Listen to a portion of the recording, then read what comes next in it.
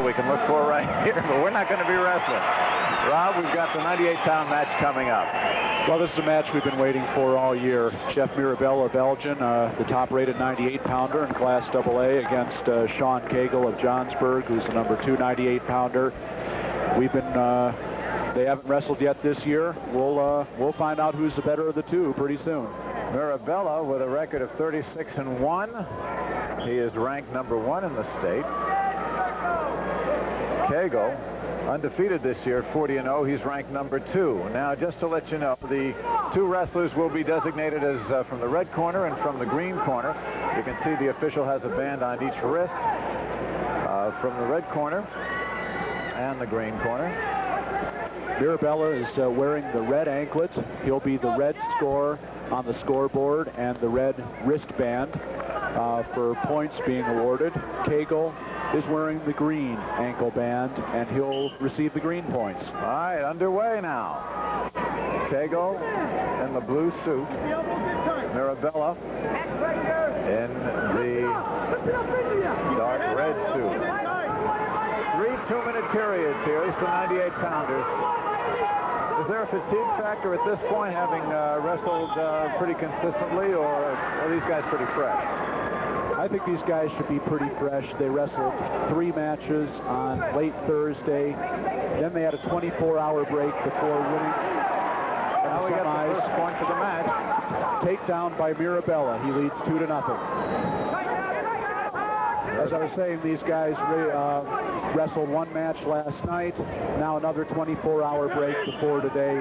They should be pretty fresh. In fact, I would say they've probably been getting tired of waiting for this match. They just want to get out there and get with it.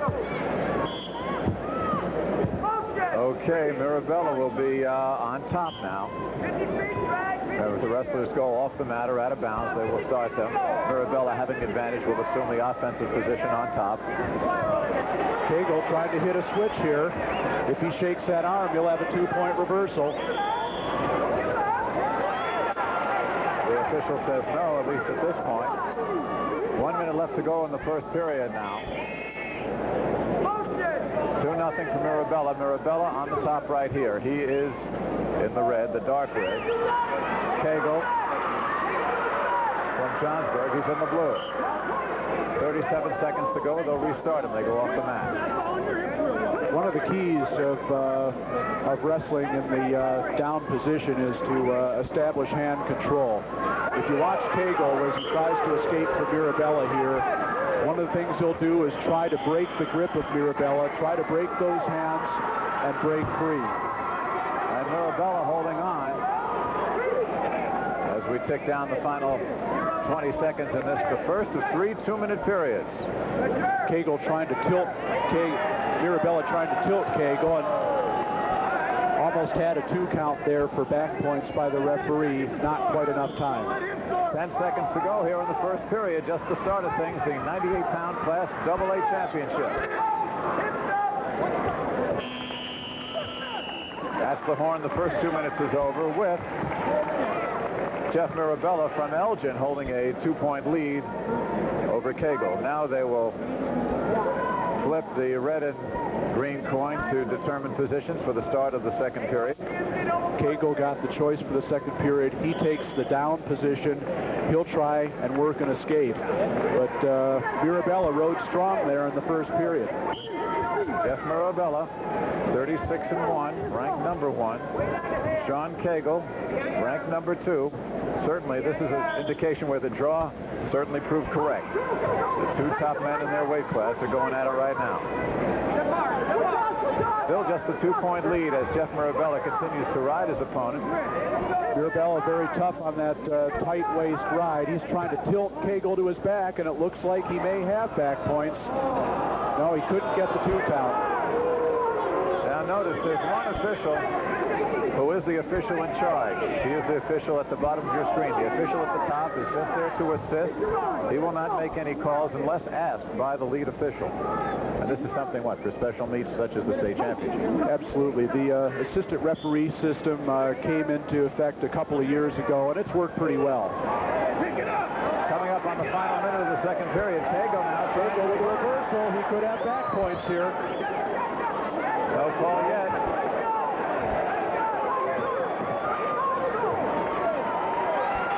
look at the coaches looking on. Cagle reestablished control there. Mirabella reestablished control there.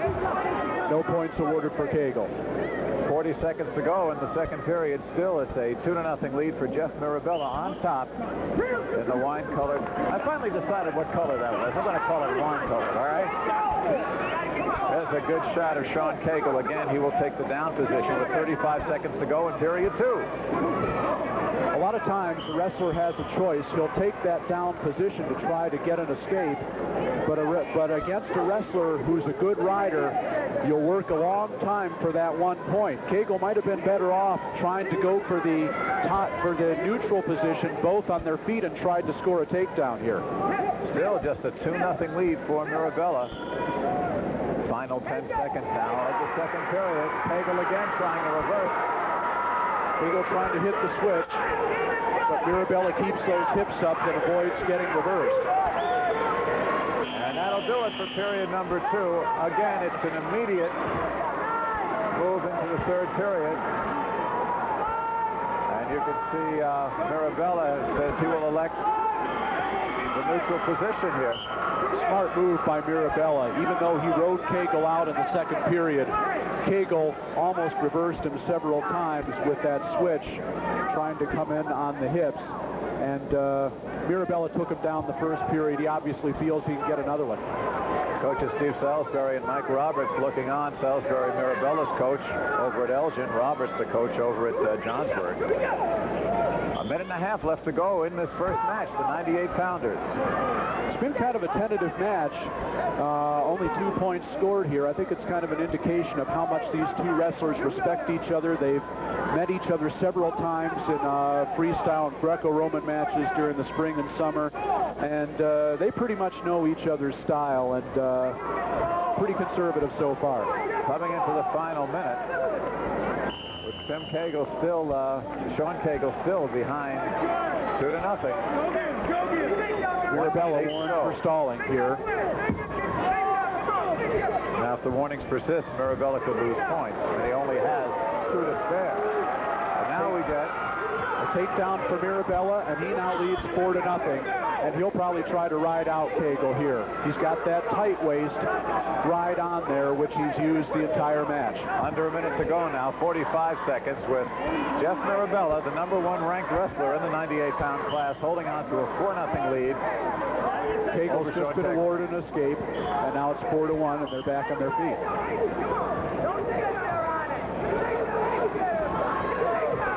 35 seconds to go. Mirabella in the red. He leads. Beautiful takedown on a duck under move there by Mirabella. He now leads 6-1. Another 2 points. 20 seconds to go. Sean Cagle in the blue desperately trying now, and he will get a point for an escape, so it's now a 6-2 match. And the official will restart him. 14 seconds left. Mirabella now has it locked up. Beautiful fireman's carry by Mirabella, and he's going to get back points too. Just when I'm thinking Mirabella's going to play it safe, he throws a move, and he goes up 8-2, and there's the end of the match. And Jeff Mirabella is the state champion at 98 pounds. Sure. Let's take a look here on a move by Mirabella. Well, the difference in this match was Mirabella's takedown ability. He took down Sean Cagle 4 times. A beautiful duck under move here for a takedown, one of the 4 he scored during the match. A very happy Jeff Mirabella. He was 4th in the state last year at this weight. And this year, as a sophomore, he's #1, and he's got 2 more years to go. So that's got to make Steve Salisbury pretty happy up there over at Elgin. Yeah, I'll say he's happy. Happy young man. Jeff Mirabella, I think, felt he should have won the state last year when he only finished 4th. Well, wouldas, shouldas, couldas, don't matter now. He made up for it in this last match right here. So Jeff Cagle. Sean Cagle finishes 2nd. Jeff Mirabella finishes 1st, the state champion. Which will lead us to the 105-pound match coming up next. By the way, the roar you're hearing is from the Class A match. All the Class A matches we were got both mats going concurrently here. Now the 105 pounders, Andy Gardner, Jr. from Springfield Lamphere, against Darren Cowan, who's a junior from Geneseo. What do you know about these guys? Andy Gardner from Springfield Lamphere has been one of the top-rated wrestlers in the state all year. He's a junior, wrestles for his father, Jim Gardner, at Springfield Lamphere. The Lamphere Lions have never had an individual state champion. Andy Gardner would like to make it the first for his dad, who's coached at Lamphere for over 20 years. Darren Cowan at Geneseo is also a junior. He was a state qualifier last year. You see Cowan, he is in the black. Check it. Andy Gardner's in the black. Darren Cowan in the green, the Geneseo colors. And that is Andy Gardner trying to establish superiority, and we get a whistle. 2 points awarded to Andy Gardner. Fast start for Andy. He's been dominant in this tournament so far, and I know he wants to keep it going right here. His father, Jim, watched very intently.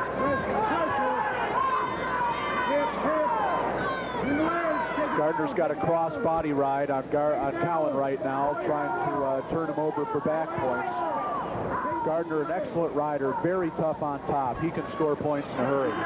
You were telling me that Cowan is a bit of a surprise to have gotten this far. Let's see if we get any for no points awarded there. It's a minute 23 to go in the first period. Right here, Gardner, Cowan tries to hit a Granby roll here, trying to reverse Gardner, but out of bounds they go. That is Gardner on top, Cowan underneath, and the official makes sure they're lined up correctly. I believe he was telling Andy Gardner he could not cross the plane, and caution for a false start against Gardner. If Gardner is called for another caution for a false start, it would be a point for Cowan in this situation. A minute 20 to go, first period. The 105-pound Class AA state championships here. Andy Gardner from Springfield Lamphere. He is a junior. He is in black on top. Darren Cowan, also a junior from Geneseo. He's on the bottom right now with a minute, 8 seconds to go, first period. When you get a pin in the semifinals, that's really something to scream about. Darren Cowan got a pin over Mark Wilson of Oak Forest, the third-place finisher, last night in the semifinals, which made him a happy young man. He'd be even happier if he could get out of this situation with Andy Gardner and go on to win the title. 45 seconds to go in the first period. Cowan was trying to roll him over, but Gardner very alertly held him off and now has a dominant position right here. Gardner trying to turn Cowan over with a power half Nelson move here. You see and hear, that's Jim Gardner. You see Andy with 20 seconds to go now in the first period, trying to work his opponent. First period has been pretty much all Andy Gardner, but right now he only leads by 2 points. You can see how the official gets right on top of the action. Right, he's trying to make sure that Gardner doesn't work on that shoulder too hard and cause problems for Cowan here. All right, 2 minutes gone, a 2-0 lead for Andy Gardner. But again, that's on the scoreboard. It seems as though Andy is pretty much in control over here as they flip to take choices, and Gardner says he will go on the bottom. Jim Gardner has produced a lot of excellent mat wrestlers over the years, and his youngest son, Andy, is no different. Gardner is the third of Jim Gardner's sons to wrestle for him at Springfield Lamphere, and Andy has been the best of the three. And he took the bottom trying to escape here. A minute 50 to go in the second period. Gardner trying to get the hips out and take Cowan's leg, but Cowan has just flattened him out here. Now he'll try for back points.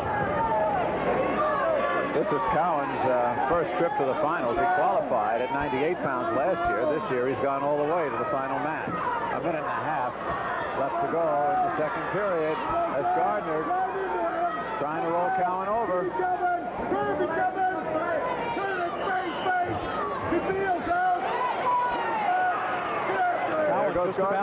Just about had Gardner turn for back points there, but Gardner hits the Granby roll. Gets 2 points. Gets 2 points, so now he leads 4-0. That was a 2-point reversal for Gardner, and now he'll try to turn Cowan himself and increase his lead. Final minute of the second period. Andy Gardner from Springfield Lamphere, Darren Cowan from Geneseo. And a stall warning right here against Cowan for stalling on the bottom. 45 seconds to go, 4-0. There you see Cowan, he trails. And now we get a whistle.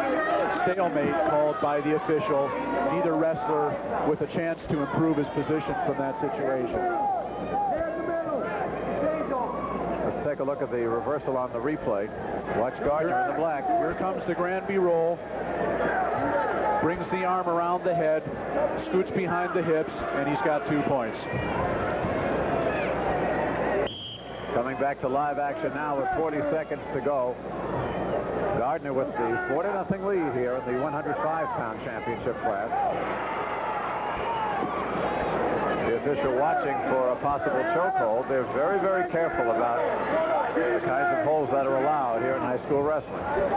Yeah, the officials are very, very conscious these days of possible injuries to wrestlers through holds that are potentially dangerous. 10 seconds to go, 12 seconds to go here in the second period. Stalemate situation here. Gardner now warned for stalling on top. Each wrestler now has 1 warning for stalling. The next stalling call will result in a point for the other wrestler. Gardner on top, Cowan on the bottom, 12 seconds to go. Gardner with a 4-0 lead here as we finish up the second 2 minutes of action. Gardner with a cross-body ride. He's got that leg in. Cowan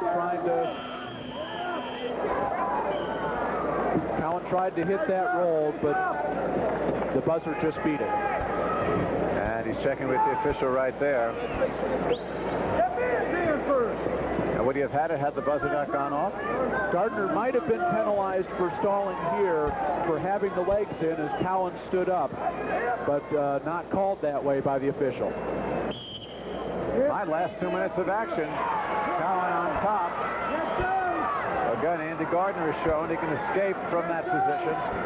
Gardner trying for the reversal here. In the same situation as before, he'll try to scoop those hips out, take the leg. Cowan continues that tight waist ride, and he's flattened Gardner out for the time being. Now he's going to try and tilt him. Points are awarded, 1 for an escape, and 2 if you can escape in reverse. There's a Geneseo coach, Larry Kenke, right there.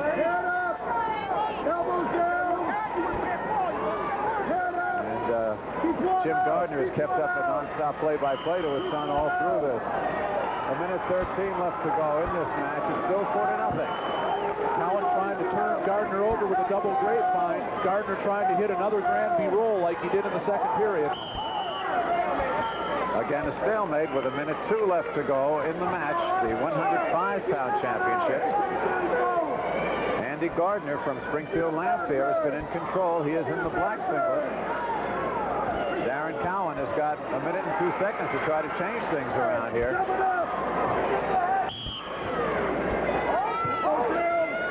And Jim Gardner's got his coat off now, so he's getting real serious. Jim Gardner knows he's less than 1 minute away from having his first state champion ever at Springfield Lamphere. And it'd be doubly satisfying for his own son to be that first state champion. Now a point for stalling awarded to Cowan. So it's 4-1 with 35 seconds to go. Gardner now working off the bottom, trying to reverse. 25 seconds to go. Cowan now. Gardner needs to break the hands, break that hand grip of Cowan, and he can spin over, face him, and get the reversal and maybe back point. But 10 seconds. Cowan keeps the legs in. He's not going to turn him. 5 seconds to go, and Andy Gardner looks to be a safe bet for the 105-pound championship, and he has got it. Father Jim threw his hands up in the air, punched the air.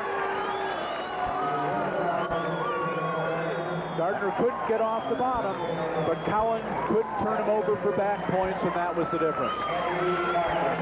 Andy Gardner the winner by a 4-1 count. He dominated the entire match, and Father Jim has his first state championship, and do you think it matters that it's his son? Well, maybe just a little. I think Jim Gardner is a guy who has been so emotionally involved with having his sons in his program over the years, and for his son to be in the Grand March with his son and to win a state championship, well, that's just icing on the cake. What a good story. By the way, father and son were holding on to each other right there. That's not to coin a cliche, but in this situation, you can really see the excitement of what sports is supposed to be about, and that's it. And the other story, of course, is that Jim's brother Jack coaches over at Springfield Southeast. And he's had 3 of his kids wrestle for him. That's right. And he had a son, Greg, who won a state title for Southeast just 2 years ago. So Jim's brother Jack had the thrill of being in a Grand March and watching his son win a state championship. Now Jim Gardner gets the same thrill watching Andy win. Well, you know, so far, Rob, we have seen 2 matches. Both obviously have gone to decisions in the lower weight classes. As far as the pace of these matches, is this typical of what we're going to see, or as we go up in weight class, do you think we'll see more in terms of pins and falls and more scoring than we've seen so far? Well, you know, this is the finals, and it's life or death for a lot of these kids. And you know, the kids tend to get a little conservative sometimes. This is there's 10,000 people plus in this gym, in the assembly hall, and this match means everything. And the first 2 matches have been a little tentative. I think that's to be expected because they're the first ones out there, and they know they're going to set the tempo for the evening. I thought the match between Mirabella and Cagle was a pretty wide open match. Gardner and Cowan have seen each other before. They know what to expect. And the match coming up here between a pair of defending state champions, well, it could be wide open. We'll just have to wait and see. All right, before we do that, let's go pick up the awards on the 98-pound class. And let's go over to the PA announcers and catch the winner. Mike Durlacher.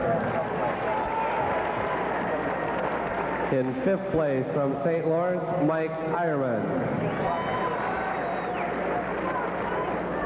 In 4th place from Oswego, Steve Gregory.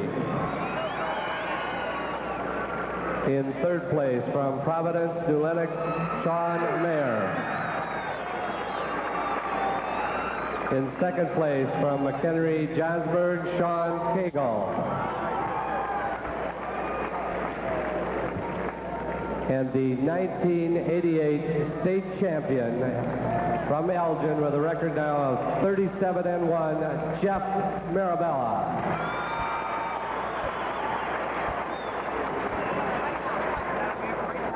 And now wrestling at 112 pounds on the Class A mat, Jake Davidson, a senior from Litchfield. Jeff Mirabella sees his name and the last one on the draw. Boy, that must be gratifying after all that training. And these guys, these young fellas, they do it all year round, not just during the season. All right, let's go to the 112-pound Class AA contestants right here. And Rob, this is a match that we, as you say, is one we're really looking forward to between a couple of defending state champions. Only the 3rd time in the 51-year history of the state meet that this has happened. Brett Janis of Lake Park is the defending 105-pound state champion. Matt Bartlett of St. Charles is the defending 98-pound state champion.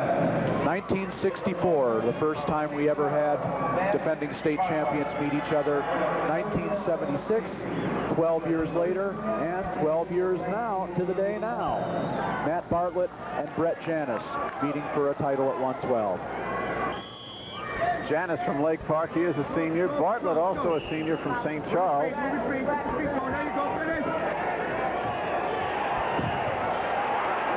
Bartlett gets the first takedown against Janis.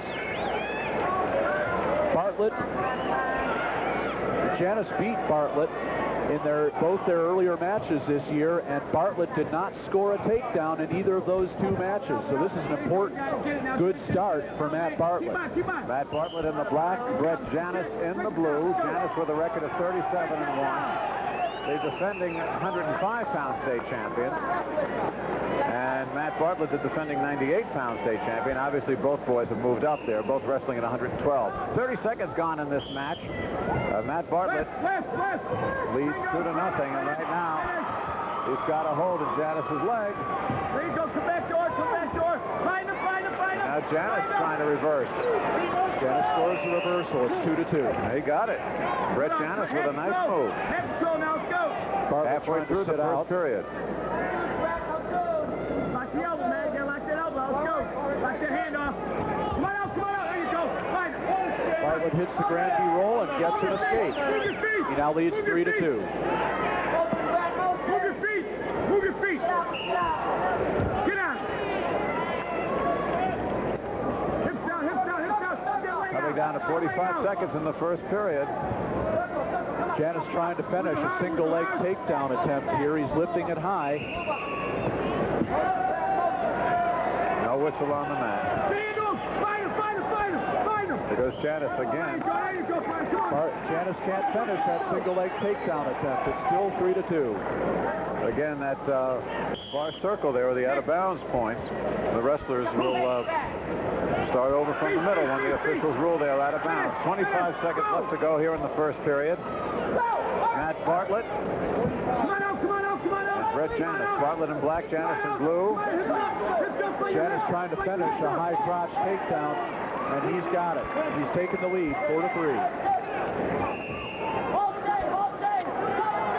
Bartlett started out with the first takedown as we wind down to the end of the first period.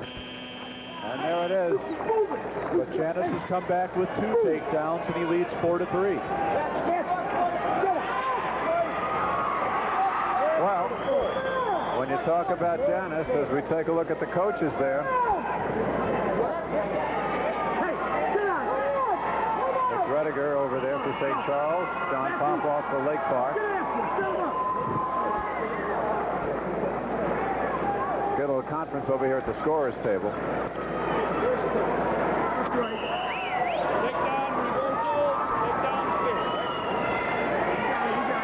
4-3. Brett Janice leads after 2 minutes of wrestling. We're starting the second period now, the 112-pound match. Janice with the option for the second period chose both up.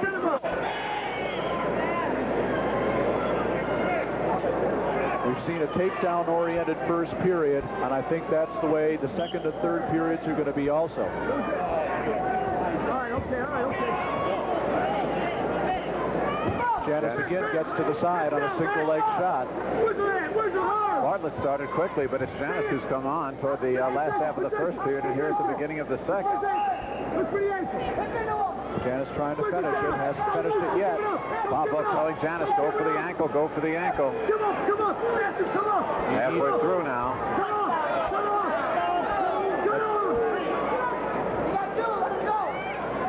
Now a takedown as 3 of Bartlett's supporting points are on the mat with Janice in control. Come on. Stand up, man. 6-3, Janice with the 3-point lead. Janice has come back strong here after giving up the initial takedown to Bartlett. He's got 3 of his own. When you talk about supporting points, you're talking about, as we get an escape for Bartlett, 6-4, talking about arms, legs, knees. We're talking about hands and knees or feet. 3 of the 4. Under a minute to go. Second period here, the 112-pound match between the 2 defending state champions in different weight classes. Now, they're both trying to win at 112. Janice trying to finish another single leg takedown shot here. He's been scoring at will with it so far. Trying to make it takedown number 4, and he's got it. 8-4 with 33 seconds to go. Brett Janice on his way to his second state championship, but he's still got to go about 2.5 minutes to ice it. Bartlett trying to break the hands and get an escape as they get near the edge of the mat. Again, we tell you there are 2 officials here, but there is one in the middle who is the lead official. He does all the calling. The only time the other official can make a call is if the lead official asks. We take a look at the escape right here. Bartlett breaks the hands, breaks the hand control, gets the escape. Final 10 seconds now of period 2. Janis in the blue. Bartlett trying to reverse and escape. The black. And he does not. So the second period ends with Janis ahead 8-4. I have a feeling we're going to see a humdinger of the last 2 minutes right here. That's entirely possible. These two guys are going after each other. Janis has really established control. Bartlett just hasn't been able to stop his single leg takedown moves. And they have see Janis trying for more of that in the third period. These two have met a couple of times in the past, and Janis has won both. Here now, he is trying to win the biggest match between the two of them in the career of either one. A minute 45 to go. Brett Janis leading 8-4 at 112 pounds. Janis had the Bartlett had the option here in the third period, and he chose the top position. He hasn't had a chance to ride Janis yet. He's pretty tough on top. He thinks he might be able to try and turn him for points here. Halfway through the final period, Bartlett still riding him. Now Janis has been warned for stalling on the bottom. Both wrestlers have to try to improve their position at all times. A wrestler that's being ridden has to try to escape. A wrestler that's on top has to try and turn for back points. And if they're on the feet, they both have to be trying for a takedown. If they're not, the official will warn them or penalize them for stalling. A minute 15 left in the match. Bartlett on top. He trails by 4 points. Janis in the blue.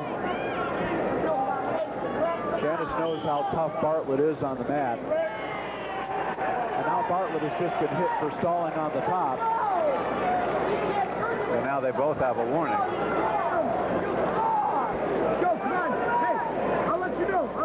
Why would they call a wrestler who is behind on a stall? As we take a look at this replay. Well, because the wrestler that's behind has to do something, take some chances in order to score some points and try and get back into the match. Generally, if you scored the points and gotten ahead, a lot of times it's up to the other wrestler to try and catch you.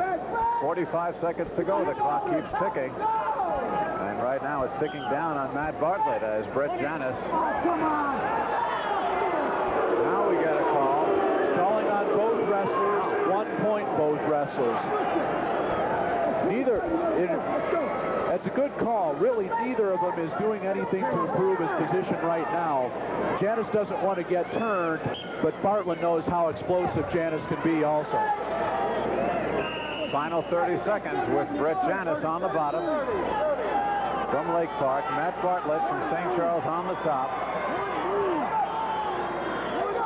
Now an intentional escape allowed by Bartlett. He's going to try and get a takedown. Just getting up and knowing he had a better chance of going for a takedown than just riding things out. Janis going for that single leg shot again. Final 10 seconds. And the wrestlers are off the mat. We'll finish out the final 7 right here. And Brett Janis, you're looking at him there in the blue, looking to take home that 112-pound title. And again, we got a point awarded to Janis. Now 10-5. As the clock ticks down, 2 seconds, 1 second, and there it is. There it is. Janis wins a big rivalry between these two wrestlers, defending state champions. Janis wins for the 3rd time in 3 matches, and he's a 2-time state champion. Brett Janis, and what a story he is. An outstanding athlete and an outstanding scholar. Brett Janis, a straight-A student, an exceptional athlete. That's a combination you can't beat. Well, that's for sure. And Brett Janis is a strong candidate to go Ivy League right now. Harvard and Yale, both very interested in him. Oh, take a look at his grade point average, boy. It's about 5.7 out of 5, and if you think that's difficult, you bet. Not only that, a 34 on the ACT. He's one of the outstanding scholars that Illinois wrestling has ever produced. Well, at this point, what happens is you can be as good a scholar as you want, but if you do it on the mat, that's what you get points for here tonight, and that's what Brett Janis did. Well, I think there's something to be said for the fact that intelligence also wins wrestling matches. You can have all the physical skills in the world, but if you don't know where you are and what you're doing, a lot of times the physical ability just won't get you as far as it could possibly take you if you had the intelligence to go with it. All right, our congratulations to Brett. Let's pick up the award ceremonies now for the 105-pound championship.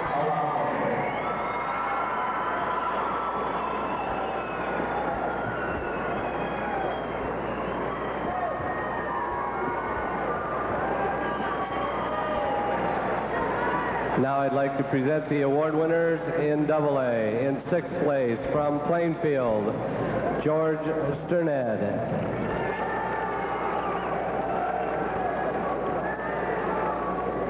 In 5th place from Marist, Tom Darrow. In 4th place from Oswego, Tracy Wright. In 3rd place from Oak Forest, Mark Wilson. In 2nd place from Geneseo Darnell, Darren Cowan.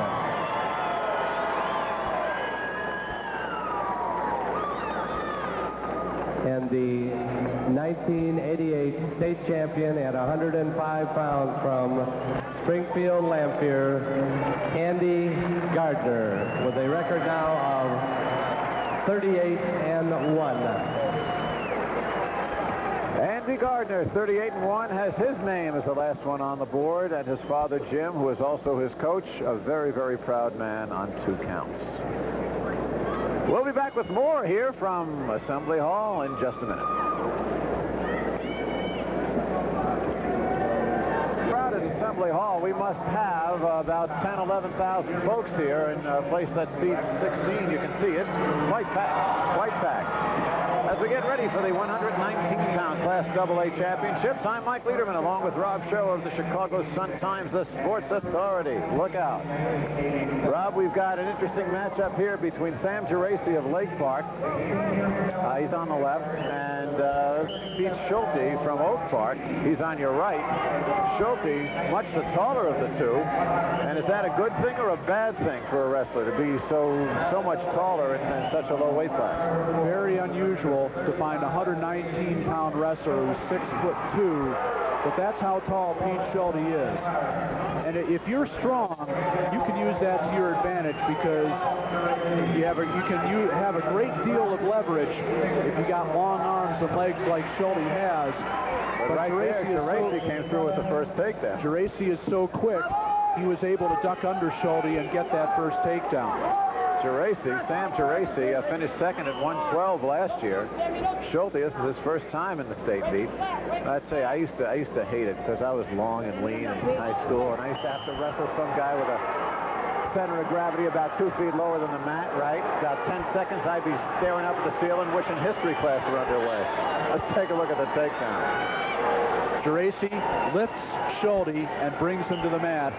Got behind him, lifted. That's one of the fundamental skills of wrestling. Also very important that Geraci had to be responsible for a safe drop of Schulte to the mat. You just can't body slam your opponent, otherwise you lose points and possibly you lose the match. That's correct. It's the responsibility of a wrestler doing the lift to ensure the man's safe return. No body slams, no atomic drops, no numb crunchers or whatever you want to call them.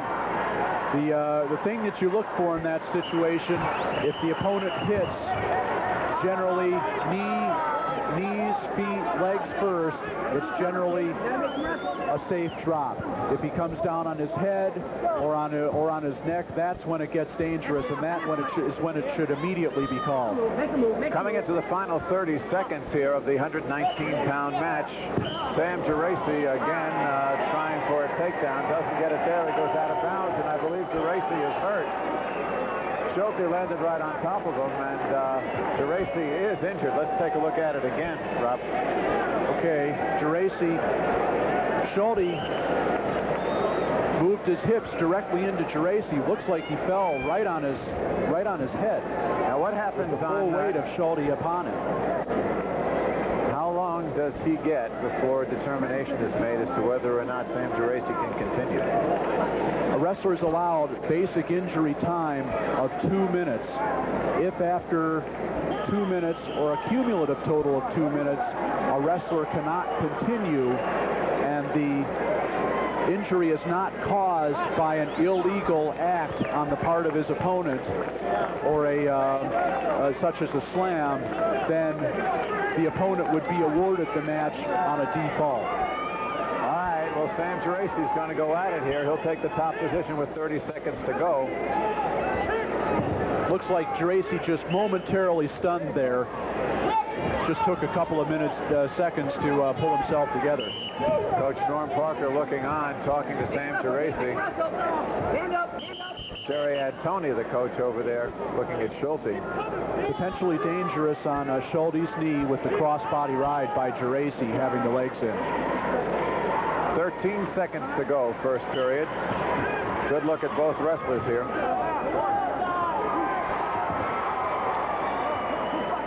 Geraci riding Schulte very tough with that tight waist right now. Final seconds. Schulte tried to hit that Grand B roll at the buzzer, couldn't quite finish it. So with the first period gone, Geraci elects now to take the down position to start the second period, the second 2 minutes. So we'll see Schulte on top now. And this is where Schulte could really put his leverage to work. He's an excellent rider. And look at him use those legs to bring Geraci to the mat with that cross-body ride. Geraci tried to hit that Grand B roll there, but Schulte was so much leverage with those long arms and legs, just couldn't hit it. Get a whistle and they'll bring him back to the middle. Watch here. Watch Geraci try the roll, but Schulte, with those legs in tight, stops it right there. Boy, Schulte is hurting. Check it. Geraci is hurting. And they're starting a clock on him again. He's in pain. They've got the injury clock going. Geraci has probably used 35 to 40 seconds of injury time right now. Only 15 seconds gone here in the second period. Geraci holding on to that 2-0 lead. Geraci was a state champion in 1986 at 105 pounds. He's trying to win his second state title, and this is his third straight trip to the state finals. As Mike mentioned, he finished second in the state last year. Geraci and Schulte are old rivals. They've wrestled each other a lot. This is their third match this year. They wrestled each other twice last year. They know pretty much what each other's strength is.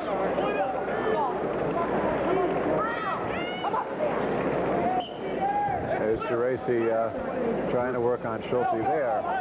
Schulte maintaining control, as he does right here with Geraci trying to stand up.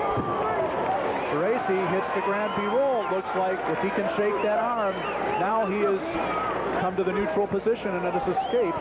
So it's 3 points total now for Geraci.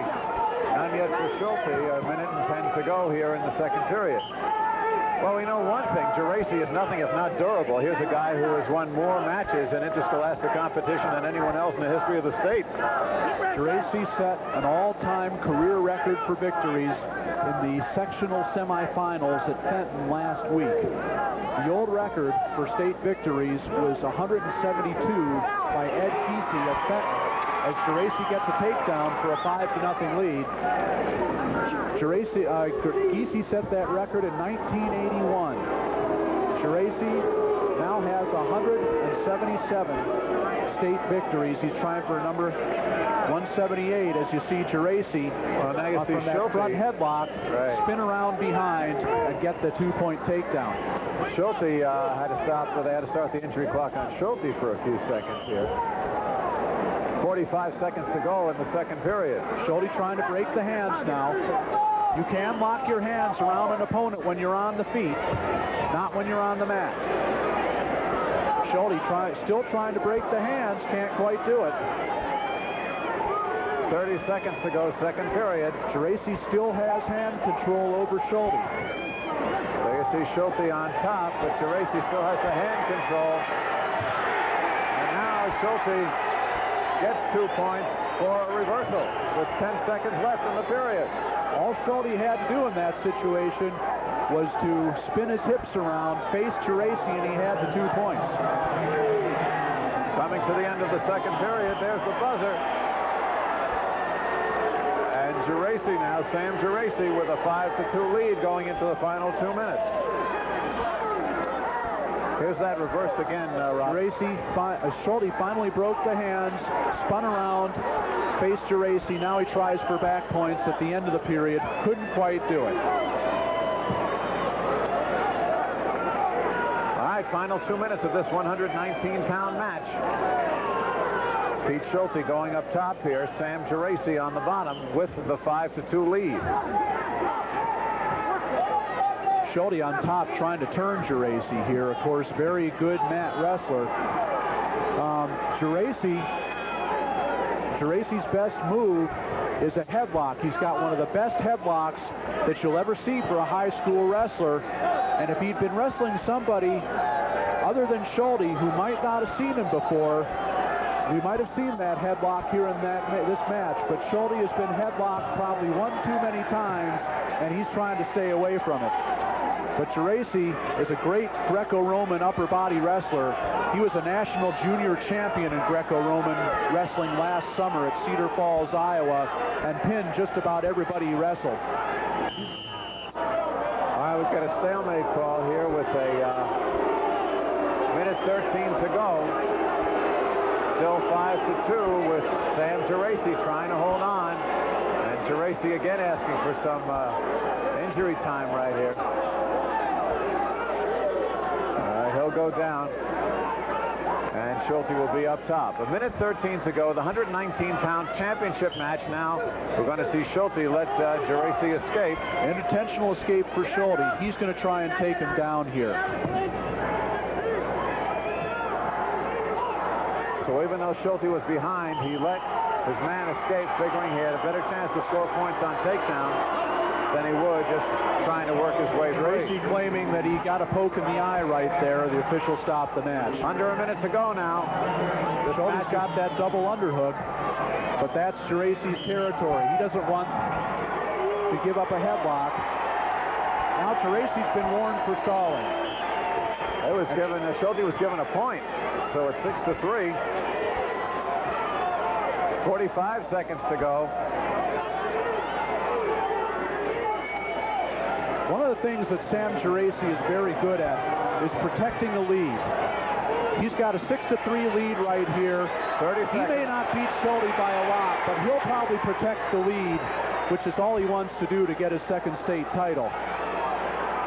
Now Schulte has the takedown, and it's 6-5, but it's unlikely he'll get more here, even though he's a very good rider.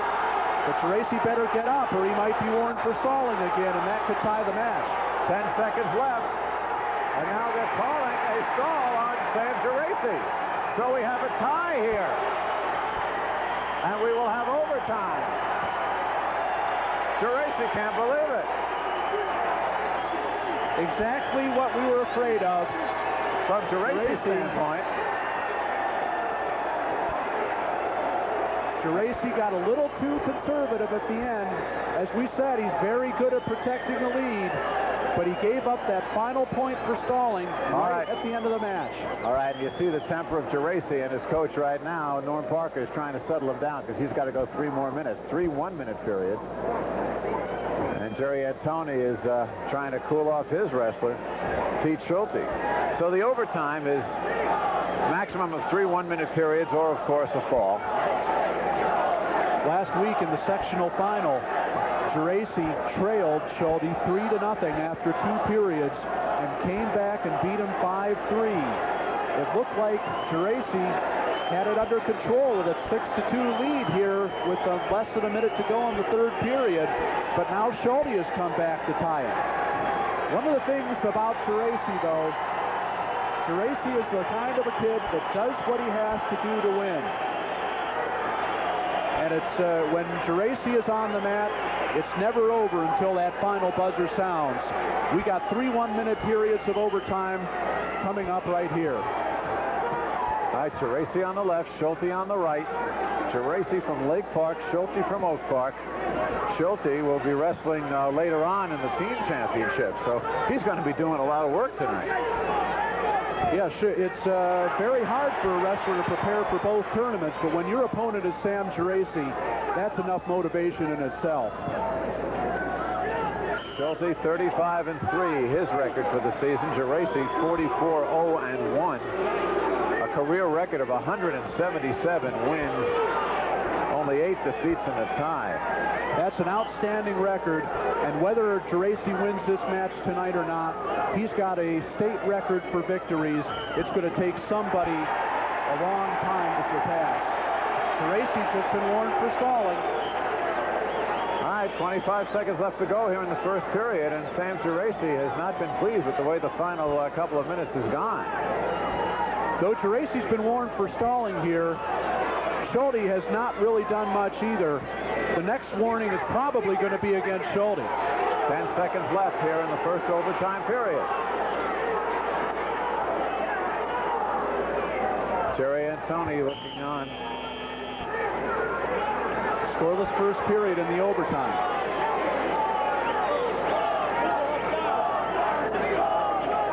Crowd is still smarting, at least the Lake Park crowd is still smarting from the stalling call on Geraci with 3 seconds to go in regulation. Geraci taking the down position. He wants to try and escape here. He's got a minute to do it. I'll tell you, if I'm Sam Geraci and I lose this, I've got nobody to be mad at except me. That's absolutely true. He had the 6-2 lead. Went into his shell just a little bit too early. Schulte has those legs in. He's stopping any chances of a Granby roll by Geraci trying to get a 2-point reversal. Now that we're through about 7.5 minutes of wrestling, is that height advantage of Schulte, is any bigger now than it would be at the start of the match, say? Now you're talking about 5-6 inches there. Well, as we've seen over the first 7.5 minutes, he's got great balance and great leverage, and he's had those legs in there tight when he's riding Geraci, and yeah, that has to be contribute to the fatigue factor. Geraci with a 1-point lead here. Schulte trying for points on his own. We're down to 25 seconds here in the second period. Schulte trying to turn him over.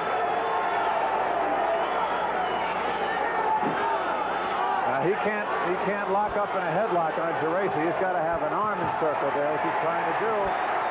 Now Geraci is hit with stalling. 1 point for Schulte. So it's tied up with 5 seconds to go. Okay, folks, it all comes down to the final minute. Jerry Ancona is in disbelief. Here Schulte brings Geraci to the mat. Now Geraci with his head down on the mat, not trying to improve his position, more trying to avoid getting turned over, but that's where he got warned for stalling, which tied the match. All right, Schulte on top right there. Now it looks like Geraci has elected to try and ride out Schulte. 50 seconds to go here in the third and final overtime period. He's still got the hand control on Schulte. He doesn't want to let Schulte go here. 35 seconds to go. And they'll take him back to the middle. Okay, Coach, what's your strategy? Real quick right here. Well, Geraci, if this match in a tie, evidently feels he has this match won on criteria, because this is exactly the same ride where he reversed Schulte earlier. That means if this match ends, it'll be a judge's decision. It'll be a referee's decision, and they'll go to a list of criteria which determines who the winner is. Coming up on 15 seconds here in the final overtime period. 1-1 the score right here in the overtime. Now Geraci has the legs in tough on Schulte as a stalemate is called with 10 seconds left. Jerry Antona, Norm Parker, each. What Geraci has to do is stop Schulte's first move. He didn't. Schulte got to his feet. He's going to try for an escape. 5 seconds. Schulte's got 3 seconds to try to do something. No points with 1 second left. Control. Geraci kept control as they went out of bounds. Schulte wanted a point for an escape, but it's not going to happen. Here as they come to the edge of the mat. And there it is right there. That's the final call. The buzzer went off with the final second ticking. And now we will get a referee's decision. And Geraci thinks he's got it. It's been a long time since a Class AA match was decided on a referee's decision. Both these the last guys, time was in 1979. That's a long time ago. both wrestlers embracing, shaking hands. This is a rivalry that goes back a ways, and they both have an awful lot of respect for each other. You can see it there. See Jerry Antona saying, oh my, oh. The officials are huddled around the table.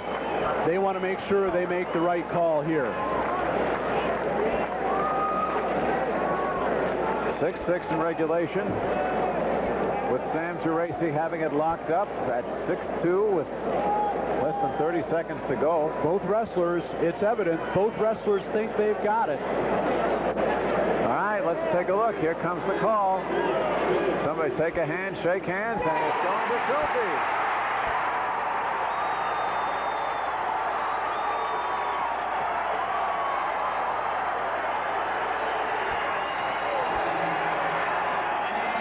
Pete Schulte on a referee's decision. What an amazing way to end a match and to end a high school career.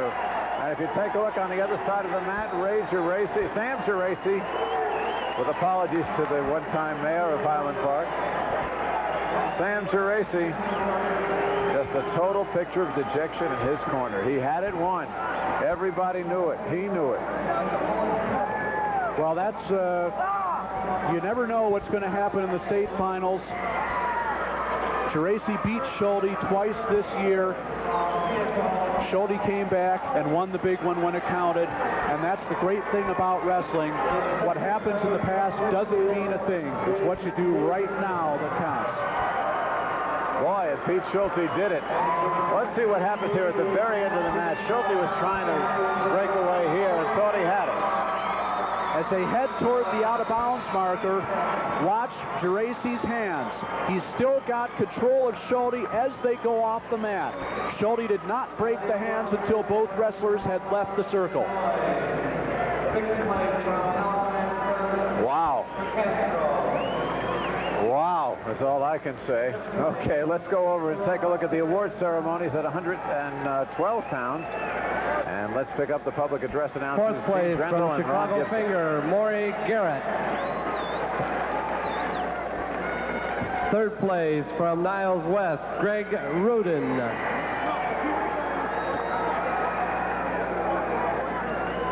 Second place from St. Charles, Matt Bartlett.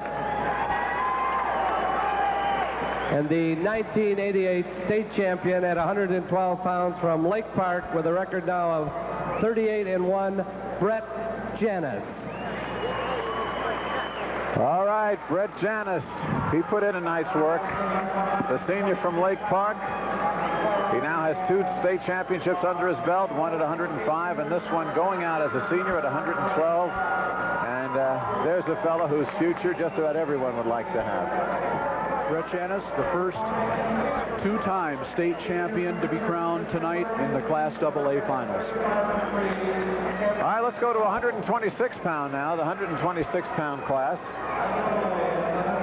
With a junior against the senior, Ryan Schaefer from Sterling. And Greg Rosenblum, an upset finalist here from Highland Park. Ryan Schaefer is a two-time state place winner, going for his first state title. He's a junior. He finished 5th at 112 pounds 2 years ago as a freshman, and 5th at 126 pounds last year. Now he's going for the big prize. And his older brother, Doug Schaefer, is his coach at Sterling. Greg Rosenblum got to the finals by pinning Scott Richardson of Providence in last night's semifinals. One of the big, big upsets of the round. All right, you're looking there at Ryan Schaefer. He's got the gold on the top of his jersey, and there Greg Rosenblum walks into your picture in the all blue. Rosenblum a record of 38-1, Schaefer 39-1. We're getting a bit of a delay right here, and your guess is as good as mine, Rob. What's cooking? Looks like we're just perhaps still a protest to be lodged by Jerry Ancona, the Lake Park coach, over the Geraci match. And this is one of the rules. You cannot appeal a ruling on a previous match after the next match is started. So Jerry Ancona will keep this match on the starting blocks until this dispute is settled. Once the 126-pound final starts, whatever happens in the 119-pound match is history. Yeah. Now, on what basis would he appeal right here? Oh, possibly what the list of criteria was, if there was an activity point involved. Let's see if we can listen in.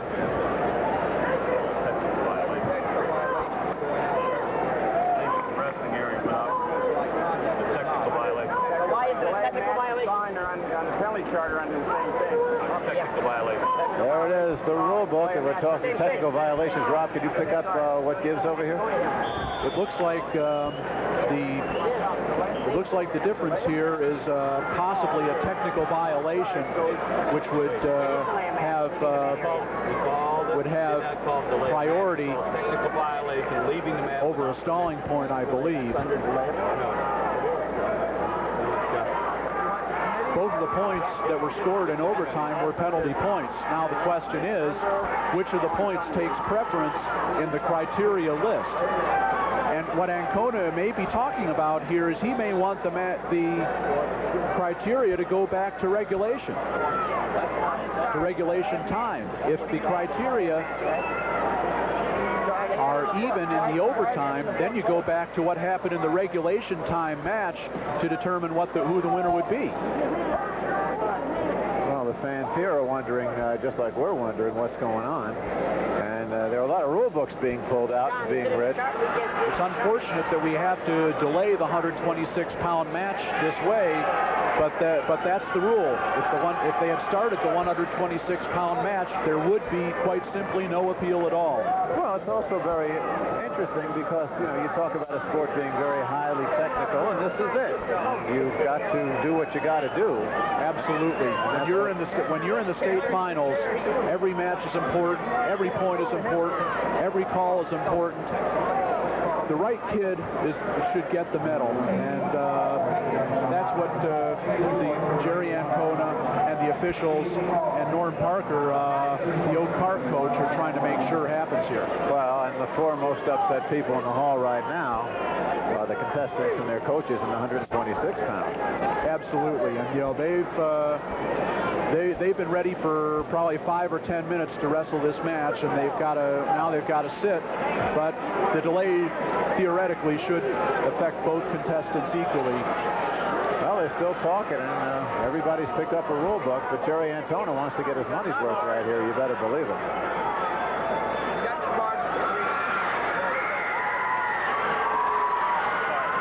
Jerry's not going home until he's satisfied.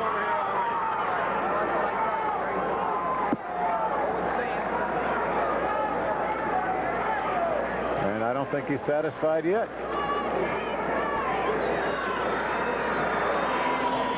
Well, we may put this one up for a referendum. Meanwhile, while that's going on, we'll tell you that the broadcast rights of Today's state wrestling championships have been granted to Sports Vision by the Illinois High School Association. Any reproduction or rebroadcast of this event without the written consent of Sports Vision and the IHSA is prohibited, so there. They give us the okay to roll with the man. Well, we still have more discussing to do, so while that is being done, we'll take a break and we'll come back right here on Sports Vision. We're going to try to straighten this out for you because they have just started the 126-pound match between Ryan Schaefer of Sterling and Greg Rosenblum of Highland Park. You're taking a look now at Schaefer's got the gold on his chest. He is away from you. Rosenblum is closest to the camera, closer to the camera. And they are 126-pounders. We, I believe, have a ruling on that previous match between Sam Geraci and Peter Schulte, but let's give these fellas their due and talk about that a little bit later, because from what I gather, the decision stood. Schulte's the winner. That's correct. And we'll tell you why as soon as we can figure it out. All right. Minute 19 to go, first period. We have had a lengthy delay here. Both these wrestlers had to wait and wait. And starting from the neutral position again, no points scored yet here in the 126-pounders. If both of you are out there and you're trying to wrestle the most important match of your life, the thing you want to do is to get on with it. Right. That 10 minutes for those two wrestlers probably seemed like about 24 hours. They wanted to get on with it. They were ready to go on the mat about 7:45. Dan Wisniewski, the Highland Park coach, looking on there in the insert. Here's a good close-up of Schaefer. Schaefer, fifth in the state at 126 last year, fifth at 112 the year before. Greg Rosenblum qualified last year, but didn't make the final cut. Here we get some action here. 2 points being awarded, it looks like, to Schaefer. Schaefer scored on a double leg takedown. 50 seconds to go, first period. Schaefer riding with a tight waist. Now Rosenblum trying to score with a roll. Final 30 seconds of the first period. Rolled right into a tilt situation by Schaefer there. 3-point near fall and an escape for Rosenblum. It's 5-1. 20 seconds. Schaefer leading 5-1.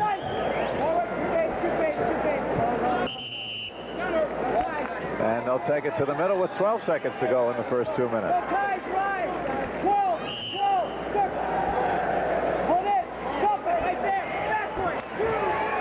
And 2 more points for Schaefer. Rosenblum caught in too deep there. And Ryan Schaefer had himself quite a first period, taking a 7-1 lead.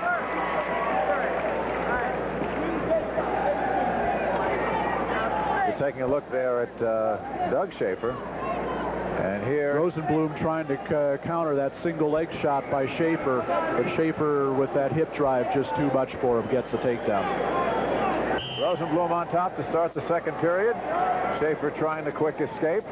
7-1, Schaefer with a commanding lead. And he gets a point. It's now 8-1. Schaefer's coach, Doug Schaefer, who's his older brother, trying to tell Ryan Schaefer not to tie up, trying to take his shots from open range here. 30 seconds gone in the second period. Ryan Schaefer of Sterling, Greg Rosenblum of Highland Park. 2 more points now for Ryan Schaefer. It's 10-1. And we get an escape here for Rosenblum. Actually, Schaefer basically let him go. There's Doug looking on. Rosenblum tried to take down Schaefer with a headlock, but Schaefer is so strong, he just wasn't going to let himself get taken down. And he popped the head out and got 2 points. 10-2 with Ryan Schaefer leading Greg Rosenblum. 1 minute, 3 seconds left to go, period 2. Schaefer in again on a single leg shot. And all he's got to do is spin around behind and get the takedown, and that's what he's done.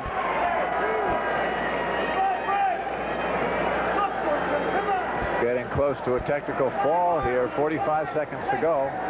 12-2, Ryan Schaefer with a commanding lead. Schaefer had a technical fall in the semifinals last night over Jerry Chapman from Round Lake. He's looking to make it 2 in a row. 30 seconds left here in the second 2 minutes. Stalemate called by the official. They'll start it again.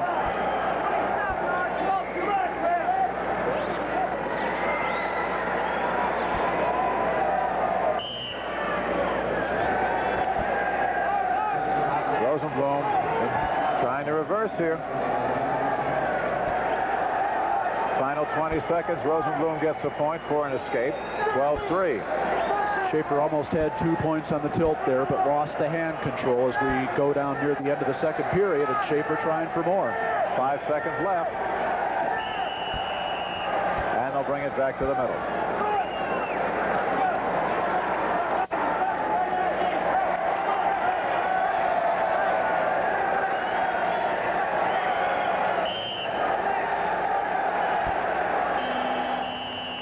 As the second period ends, we'll show you the escape here.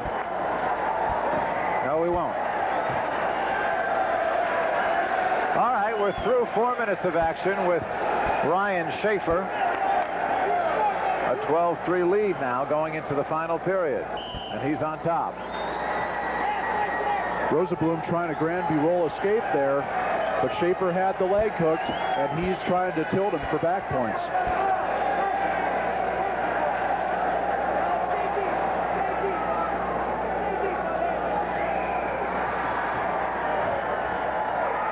Rosenblum hits the roll and gets the escape.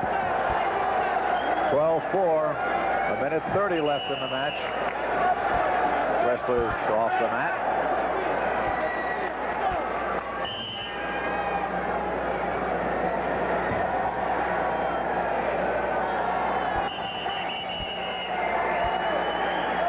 Schaefer warned for stalling here. He backed out of the circle. Good way to get yourself warned.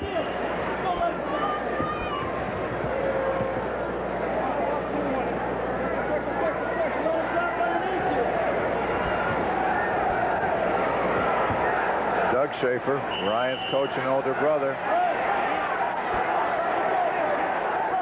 talking to his brother, Dan Wisniewski, the Highland Park coach, encouraging Greg Rosenblum as we hit the final minute. 2 more points for Ryan Schaefer. Schaefer just scored the single leg shot, and with his quickness, spun around behind for 2 points. Regains his 10-point advantage. Well, it doesn't look like he's going to get the technical fall here, but Ryan Schaefer was certainly impressive in this finals match. Yeah, after both these wrestlers waited around 10-15 minutes for their chance to get out on the mat, they pretty much opened it up here. All right, the stall called on Ryan Schaefer makes it 14-5. Pretty academic point at this juncture with 35 seconds to go. Rosenblum trying to hit another Granby roll. Nothing doing there.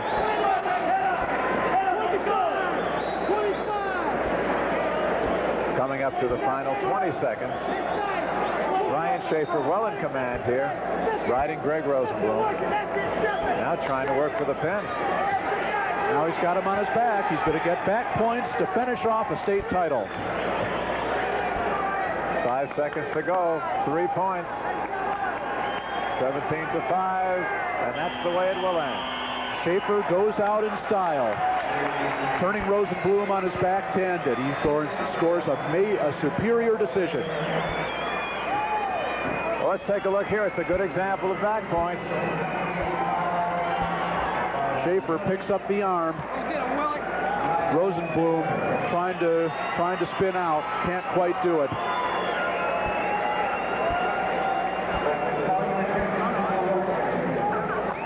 And there's your winner at 126. 2 fifth-place finishes, and now he's got the big one. And Brother Doug is real pleased as well.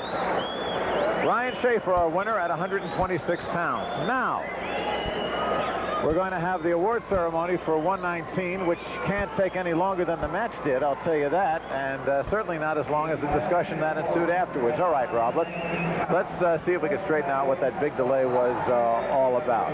It goes to a referee's decision after the wrestlers are tied both in regulation and in overtime. What was Jerry Antoni, Sam Geraci's coach, trying to appeal? Apparently unsuccessfully, because Peter Schulte is the winner. Okay, there were 2 points scored in the overtime. Geraci scored on when Schulte left the mat without permission, which is a technical violation. What he did was he went out and he spit. He went out and he spit, and that's a technical violation. Geraci was penalized for stalling, and that was Schulte's point. Well, in the criteria, technical violations are not included, but points for stalling are. Back now up a bit. Technical, when you talk about criteria, that means all these lists of things that that will be considered when the referee has to make that are used to break a tie. Well, what Jerry Ancona wanted, he wanted the occasion where Schulte left the mat to be called unsportsmanlike conduct, which is the top criterion for breaking ties.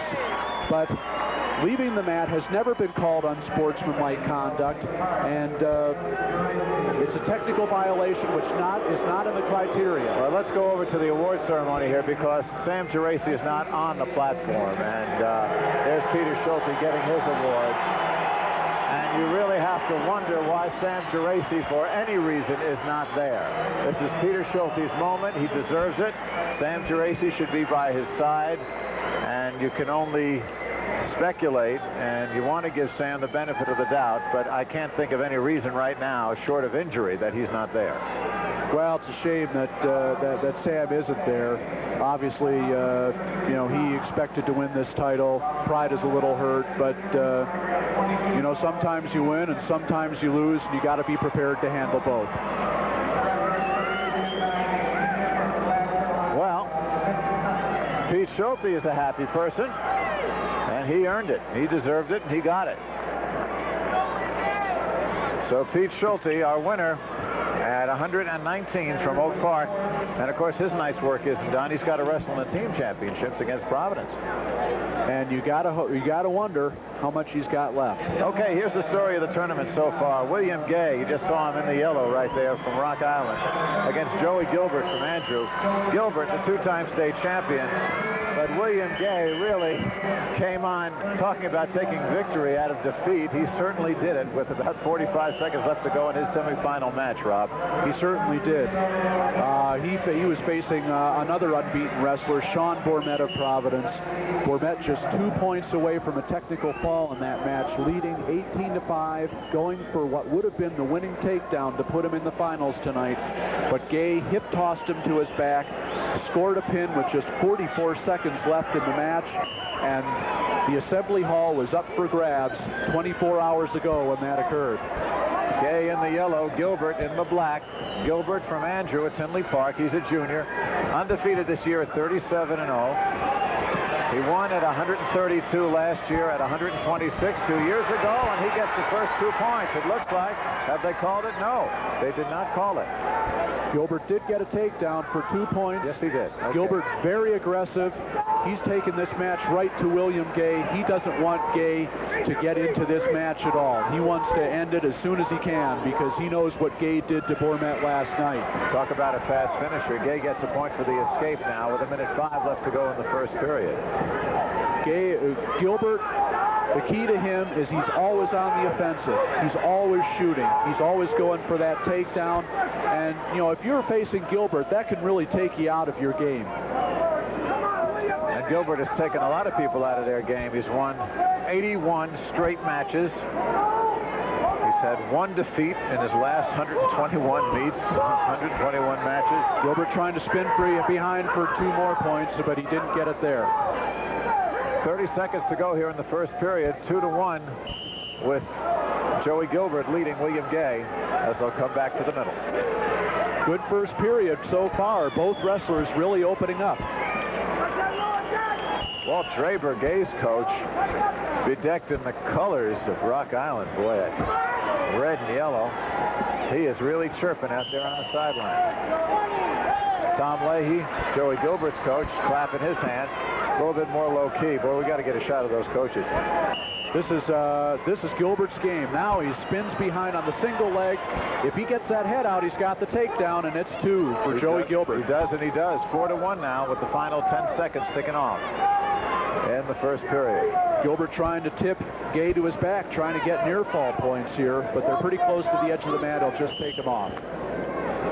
1 tick left here in this first period. You can see the scoreboard there behind William Gay. Watch the speed of Joey Gilbert here. Ducks that arm, gets the single leg, lifts the single leg, comes around behind for the takedown. Then that's what Joey Gilbert does so well, match in and match out. About 2 minutes gone now with Joey Gilbert leading 4-1. But again, with William Gay in his history, you're just wondering if he isn't getting Joey Gilbert where he wants him. Well, Joey Gilbert is definitely the aggressor. That's his style. Go, go, go. Don't give the opponent a chance to get in on you and maybe take you out of your game. And there you see Walt Draper as William Gay getting a reverse point. And out of bounds. Oh, look at Walt. He's really into this. He thinks he's calling for a point for Gay, charging that Gilbert bailed out on that takedown attempt. Gay in the yellow, Gilbert in the black. Gilbert, as we said, twice a state champion, has won his last 81 matches. Gay second at 126 last year in the state. And a lightning-like last-minute winner in the semifinals. Now Gilbert warned for stalling, and each wrestler now has a warning. 4-2, Gilbert in black, leading Gay in the yellow. There's the speed of Joey Gilbert again, getting the takedown. 6-2. Gay tried a Granby roll there, but Gilbert kept the legs in and kept control. 3 takedowns for Joey Gilbert in this match.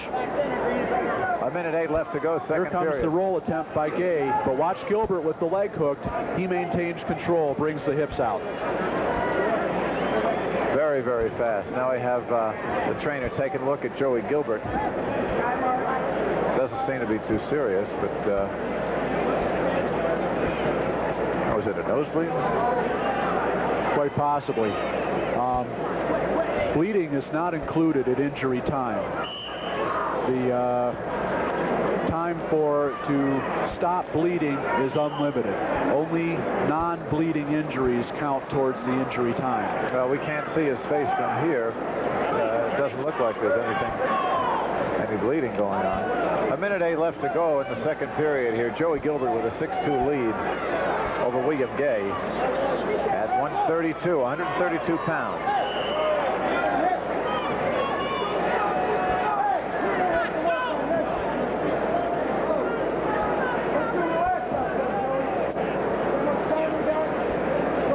Gilbert with 3 takedowns so far in this match. You can tell he's primed. He's ready to wrestle. He's going to wrestle his style. He's not going to let Gay wrestle his style. Final minute of the second period coming up now.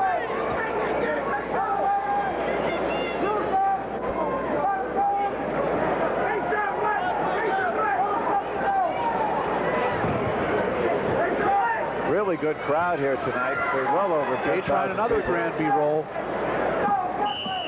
Well, you can see the crowd's into it too. They're off the mat. They'll come back with 41 seconds to go.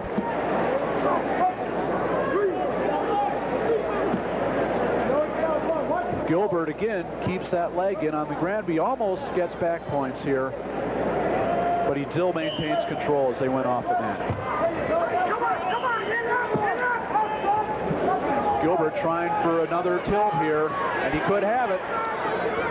Only gets the 1 count.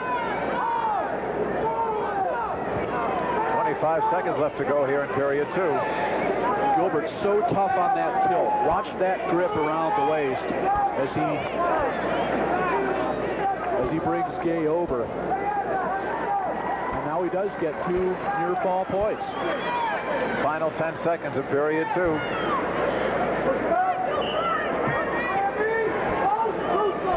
And Gilbert will ride it out, and he does.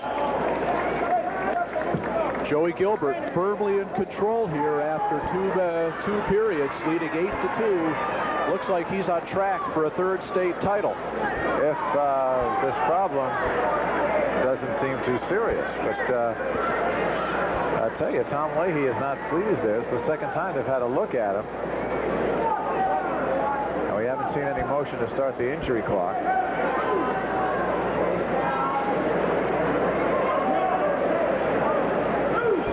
Meanwhile, there you see Walt Draper talking to his wrestler, William Gay.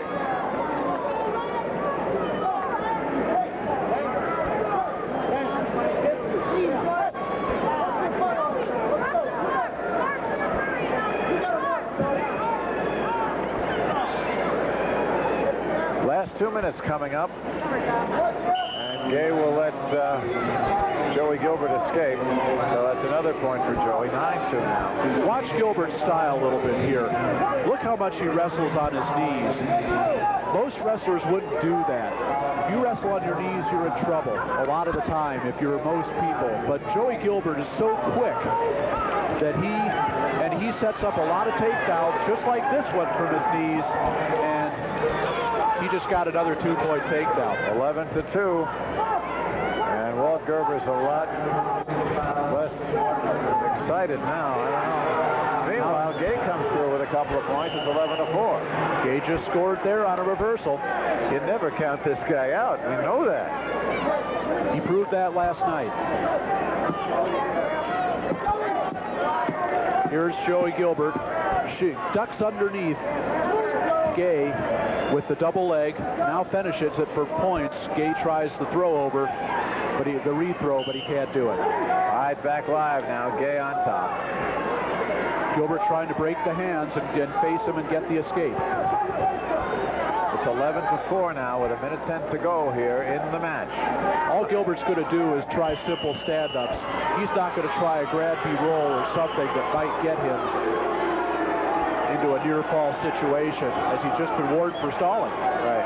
Well, they gave him a point. It's 11-5, so Joey Gilbert penalized there. 1:06 to go. This is WGT, I guess, William Gay time, if there is such a thing. That's Tom Leahy looking on. Under a minute now.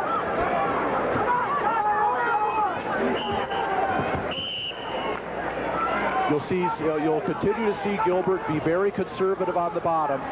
He might take another stalling call, but he doesn't want to do anything but a simple stand-up, anything that Gay might be able to catch him and put him on his back for more points. 50 seconds to go. It looks like Gilbert coming through for reversal. He gets it. He gets 2 more. 13-5.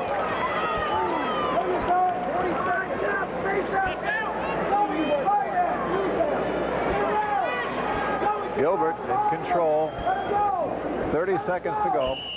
Tom Leahy, the Andrew coach, yelling at Gilbert to let him go.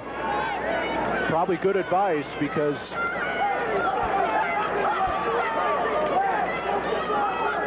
watch Gilbert spin the hips out. And there he goes. Gets the reversal. All right, we're in the final 20 seconds here back live. 13-5. Joey Gilbert ready to lock up another state championship. Gilbert hits a fireman's carry, and he's got 2 more points. Final 5 seconds. And now it looks like it's all over but the shouting, with 6 seconds left, and Gilbert up 15-6. Gilbert points to himself, so use your head, use your head. Well, he's used it. And his arms, and his legs. He's wrestled a smart match. He's done what he does best, and that's takedowns. And there it is. Joey Gilbert, the winner at 132. Joey Gilbert, a champion for the 3rd straight year. The tail end of the fireman's carry. No back points, but a takedown, and that's it. Good match. Good match. An exciting match. A very active match on the part of both wrestlers. But Joey Gilbert really showed his stuff right there.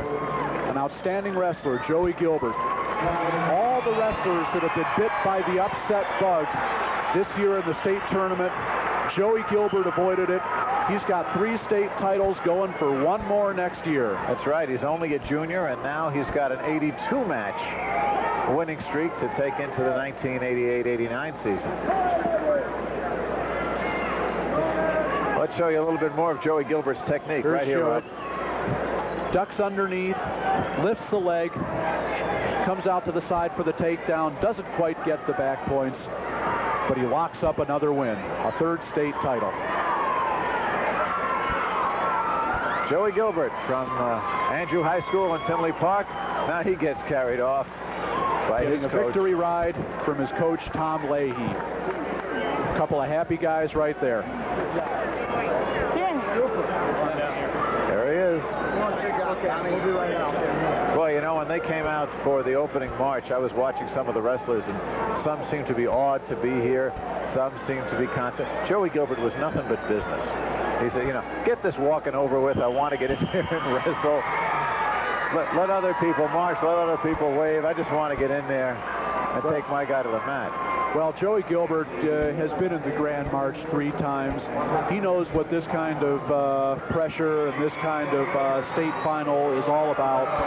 And, you know, he's just been determined to take it match by match, not to let other people wrestle him. He'd take the action to people, and that's exactly what he did. Well, we will, I'm sure, see him next year, unless he gets bit by the upset bug, but he has really shown that he is an outstanding example of a high school wrestler, and we will see much more of him. We've got the award ceremonies going now for the 126-pound class, and they're over to our left, so let's pick up the action now with Ryan Schaefer. Schaefer, the winner, defeating Greg Rosenblum handily. Schaefer from Sterling, Greg Rosenblum from Highland Park. And we will see the wrestlers in just a minute. You know, the medals are nice, but there's something about seeing your name at the end of that draw that really makes it. Boy, when they get those names down to 1 and you're it, that's really something to show your grandkids. That's what the 24 wrestlers in each of these Class AA brackets come here with the hope of doing. And if you're one of those 24, you've got a shot at it. And these guys on the top of the award stand are the ones that did it. All right, let's go over to the PA announcers, Gene Drendel and Ron Gibson, for the Class AA championships at 126. 4th place from Round Lake, Jerry Chapman. 3rd place from Providence, New Lenox, Scott Richardson. 2nd place from Highland Park, Greg Rosenblum. And the 1988 state champion at 126 pounds from Sterling, record now 40-1, Ryan Schaefer. And there it is, Ryan Schaefer, the winner at 126 pounds. Much more high school wrestling coming up right after we wrestle out of here for a commercial word. Mike Lederman along with Rob Sherrill. We are bringing you the 1988 IHSA Boys Championships, the individual wrestling championships. Of course, we'll be bringing you the team championships later on next week. And so far, things have gone pretty well according to form, Rob, but we've seen some pretty good action. We sure have. We've had one shocker tonight, and that was Pete Schulte's upset referee's decision win over Sam Geraci at 119. But Joey Gilbert has won for Andrew. Brett Janis won his 2nd state title for Lake Park. It's been an exciting finals round and surprisingly wide open. The wrestlers have not been afraid to go for it. Time for the 138-pounders now. That's T.C. Dantzler in the gold. He is from Thornwood. And Armando Sanders from Wabansie Valley in Aurora. He is in the green. Dantzler has got a left shoulder injury there. That looks like he's taken a lot of tape, gauze, and wrap to hold him together. Yeah, he's got that left shoulder heavily taped. Hope hopefully it won't come out on him during the match. He had a little problem with it yesterday, but Dantzler, both these wrestlers rely on quickness. Sanders 38-3 for the season. Dantzler 37-0.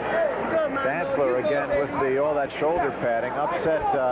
Who was it? Tim Chaplin of Joliet Central, right? This was boy was a state finalist back a year ago. That's correct. It was a kind of an interesting match. Chaplin made the state finals a year ago. Very impressive wrestler, but so is T.C. Dantzler. Nobody's beat him this year. T.C. Dantzler, what a great name. Sounds like a Richard Pryor character or something. Great name for a wrestler, isn't it? For anybody. T.C. Armando Sanders, no slouch either. He is in the States for the first time, has come all this way. His coach is Ray Epperson. And so far we've gone about a minute, and T.C. got poked in the eye. So far, no points. Finger in the eye for Dantzler. Coming on over to check on him is his coach, Jared Hubbard. Jared Hubbard knows a little bit about situations like these. He was a state champion here in the Assembly Hall in 1970 for Joliet West and a two-time NCAA champion at Michigan. So he's got a lot of tips and inside pointers and experience to share with his wrestlers like T.C. Dantzler here. Dantzler, the taller and the lankier of the two. Sanders built closer to the ground. Sanders gets the first 2 points. Dantzler a little out of control there, and Sanders took advantage. And you can hear the referee very clearly call escape for Dantzler. 2-1 with 25 seconds to go here in the first period. And they'll bring him back. You just can't assume because wrestlers have their feet out of bounds that they're out. There's some very specific ways to call them out of bounds and bring them back. Sanders scored. Sanders getting the duck under right here and finishing for the takedown. Dantzler eventually got the escape, and it's 2-1. Final 10 seconds here in the first period. 2-1 with Sanders leading as they finish the first 2 minutes. Be quite an achievement for Sanders to win the state title here after coming all the way from the preliminary round. He only finished second in the Naperville North sectional last weekend. So he's got to wrestle several extra matches, doesn't he? One extra match. He had to wrestle 3 times Thursday, once in the semifinals last night, and here he is going for the title against an unbeaten T.C. Dantzler of Thornwood, who's 37-0 right now. Just the start of things here in the second period now. Sanders trying to break free. Dantzler trying to keep him down. Dantzler riding those arms of Sanders, trying to get an arm bar in there. It's called for a full Nelson there, which is an illegal hold, and they give another point to Armando Sanders, I believe. That's correct. Full Nelson is illegal, technical violation. It's a penalty point for Sanders, and he ups his lead to 3-1 now. Armando Sanders from Wabansie Valley in Aurora. T.C. Dantzler from South Holland and Thornwood. 30 seconds gone, the second period.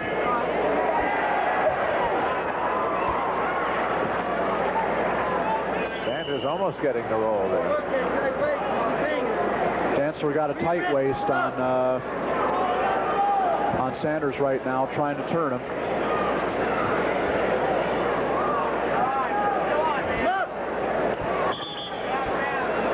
We were talking about when you're called for being off the mat. Supporting points of both wrestlers must be off the mat for the official to call that.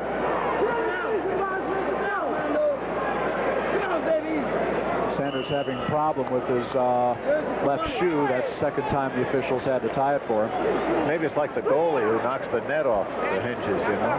Buys him a little time. 1:08 to go here in the second period. Sometimes that's a consideration, but in a match like this, the adrenaline is flowing so fast. That gives you a lot of energy right there. Now here's Sanders trying to work a Granby. And he's turned reverse, Dantzler to his back. A reversal plus back points.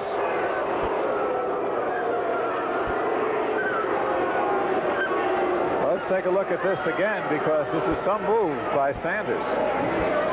Okay, watch the Granby roll coming up here. Well, Dantzler is down. It looks like that left shoulder again. They're starting the clock on. Watch Sanders. The replay.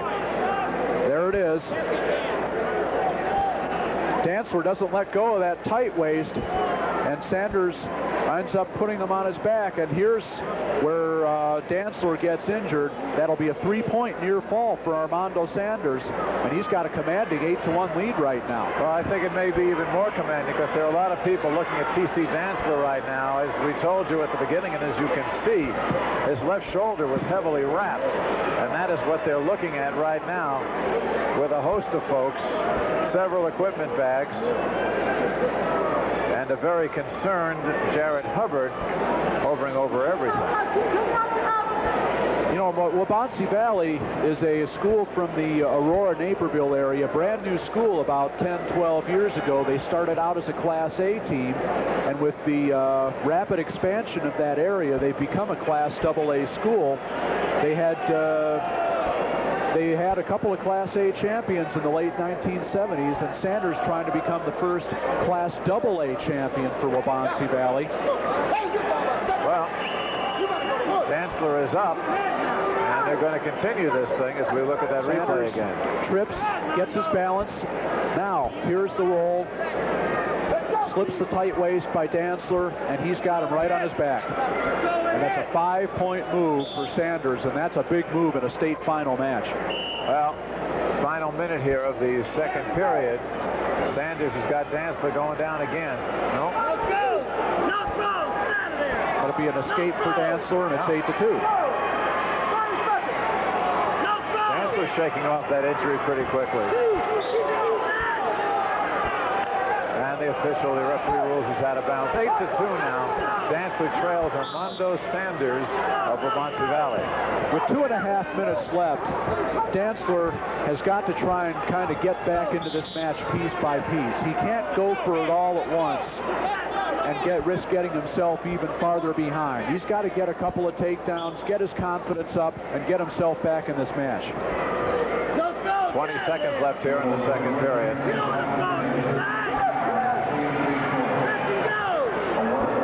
Sanders risking a warning for stalling here. He's backing up. Final 10 seconds of the second period. One thing you don't want to do is be warned at the end of the period. And that's exactly what happened. Why more so at the end of the period? Well, it's like what happens, in any other sport. Like if you take a hockey match, for example, you don't want to give up a goal right at the end of a period or the beginning of a period. And same thing here in wrestling. You want to try and get through those last 10 seconds and catch your breath for the third period. We go into the third period now with T.C. Dantzler and Armando Sanders. Ray Epperson looking on as his wrestler is way out ahead with an 8-2 lead. Sanders working on that left arm of Dantzler. And that's the one that's giving Dantzler problems. Now Dantzler trying to reverse. But Dantzler hips out, and it looks like he might have a reversal here. They give him two, sure.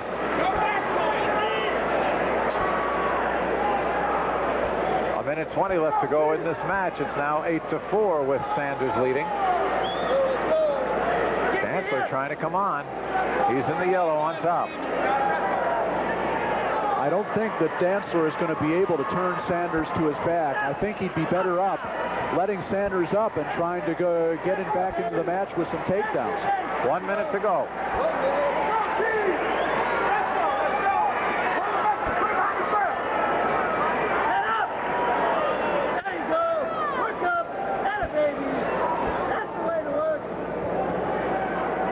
There goes Sanders now.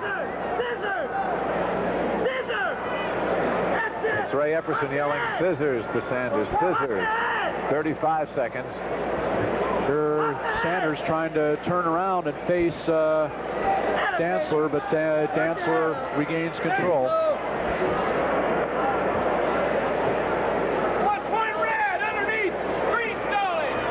There's a stall called on Sanders. Check it. Through a three-point near fall could tie it for Dantzler.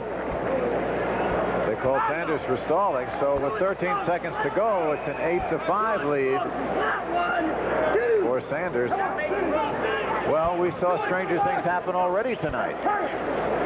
That's for sure. We saw Sam Geraci lose a 4-point lead in a state title. 10 seconds to go now. Dantzler is down by 3, and he is on top right now in the yellow. And there it is with Armando Sanders holding on for an 8-5 victory in the 138-pound class. Armando Sanders, there's your champion at 138.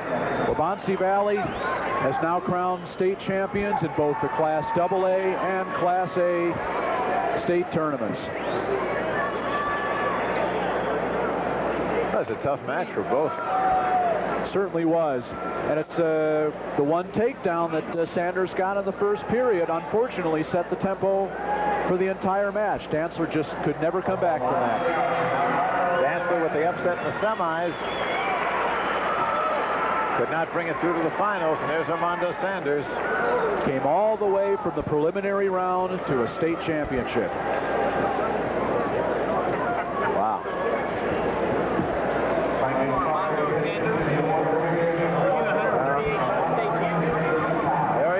Just been told he's the 138-pound state champion officially. Of course, he's known it for a couple of minutes now. His first time in the state competition, his first time to make the state. There's his coach, Ray Epperson, behind him. And Armando Sanders, a senior, is the champ at 138. He's a happy young man, and he should be. 138 was one of the 2-3 toughest weight classes in the state tournament, and Armando Sanders is the one that made it through.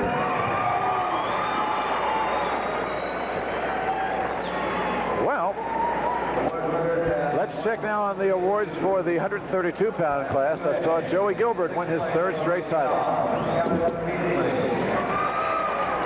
In 5th place from Revis, Robert Lochner.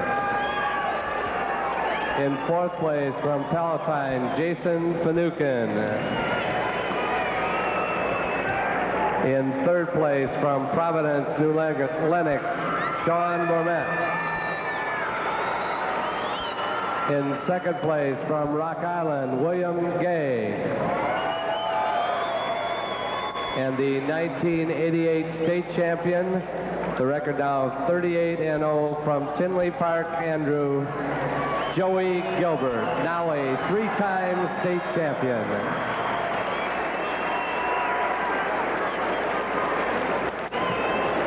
Well, there's almost a smile on Joey Gilbert's face for the first time tonight, huh? I think he's allowed.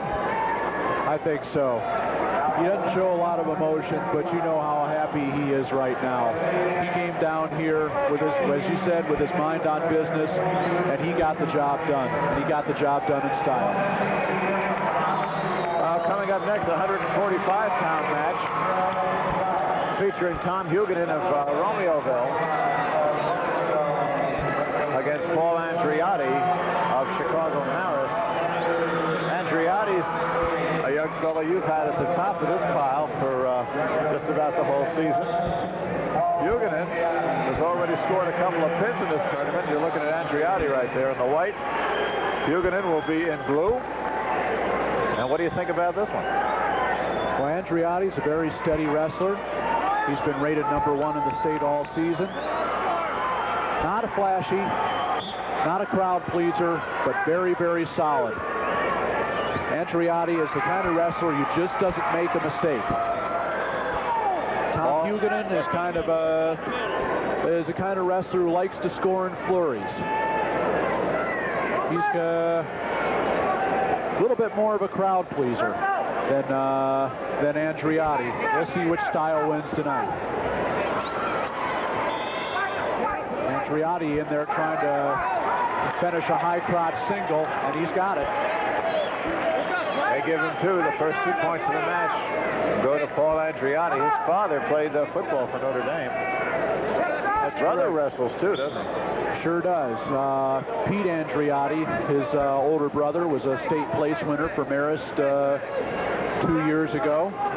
And Paul was third of the state last year at 138. He's a two-time state place winner. And here's back points for Andriotti, and maybe a hit. Very, very close. Huguenin trying to twist out of it, but the referee didn't give him any points for that. But Andriotti is real close right here.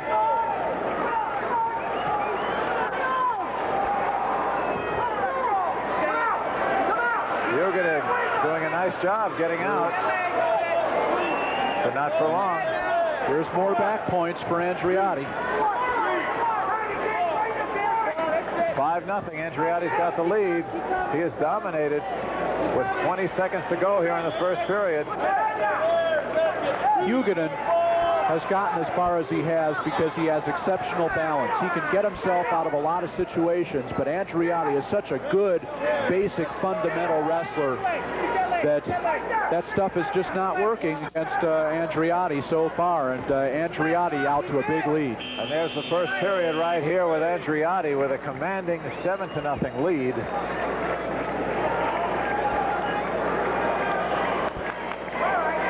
After 2 minutes.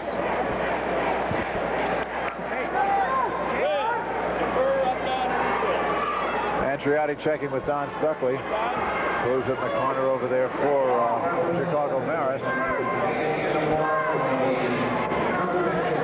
Head coach, of course, is Mark Gervais.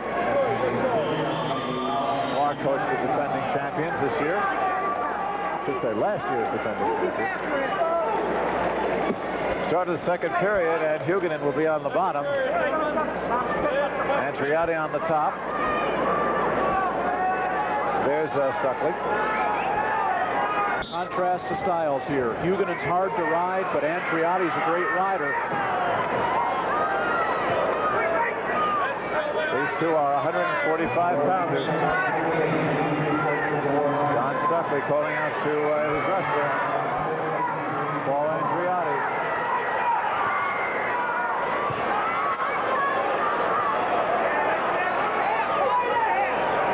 Andriotti doing a real number on Huguenin right here. Huguenin doing well to spin out of it now. Anybody besides Andriotti would be pinned by now, but Andriotti with that exceptional balance. And Huguenin gets his first 2 points. Huguenin finally scores the reversal.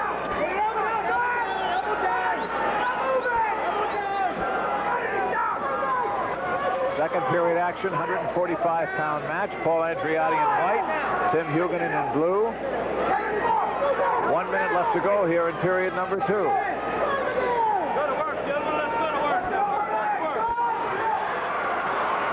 Huguenin trying to tilt Andriotti to his back for back points. Got the legs in. Andriotti's got that head down on the mat. He might be warned for stalling. Well, Huguenin has come on here in the second period after Andriotti had a dominating first 2 minutes. Now we get a stalemate call, so they will start over from the middle with 39 seconds to go here in period number 2. 7-2, Paul Andriotti leading here in the 145-pound championship.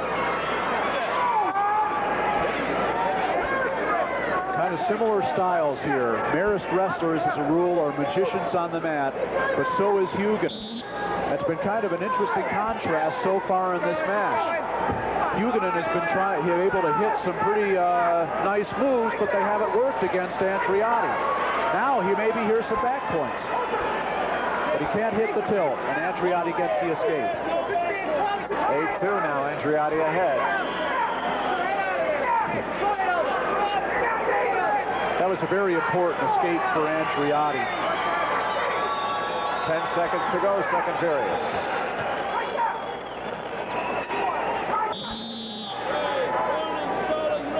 And we get a stalling call on Paul Andriotti with 4 seconds left in the period. First stall warning of the match.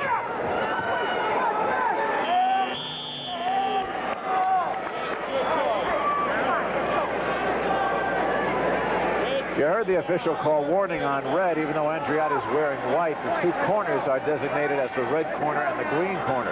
You can tell by the anklet on each wrestler. Andreotti's got the red one on his right leg. At Huguenin, the green one on his right leg. The official has a red armband and a green armband, you can see there, and he will designate points to the correct corner with the use of the appropriate arm. Caution for a false start against Huguenin. Huguenin with 2 minutes to get back into this. Even though he had a much better second period, he still trails 8-2 here. Huguenin had a better second period because he had a chance to work on Andreotti where he's toughest, and that is on the mat and on top. Andreotti is going to try and get an escape quickly here because Huguenin is not that tough on his feet, and that's where Andreotti wants to take him right here. And Andreotti with the escape and the takedown. 11-2 now. Andreotti widening his lead with 30 seconds gone in the third and final period. Andreotti with those legs in tight, trying to turn Huguenin. The thing he wants to be careful with is not let himself get rolled. Give Huguenin a chance to score 4 or 5 points. There, as if Huguenin just tried right there. But Andreotti riding so tight, he's got those legs in, and he maintains control. 1 minute to go in the match. Paul Andreotti leading Tom Huguenin 11-2. Andreotti from Marist, Huguenin from Romeoville. Andreotti trying to turn Huguenin with a double chicken wing here. Good shot of Andreotti working on him. Aren't too many wrestlers in the state who can dominate Tom Huguenin on the mat like this, but Paul Andreotti is one of them. Well, 25 seconds to go. Huguenin has only lost once this year, as has Andreotti. But Andreotti has got it well in hand. In the final 15 seconds, 11-4.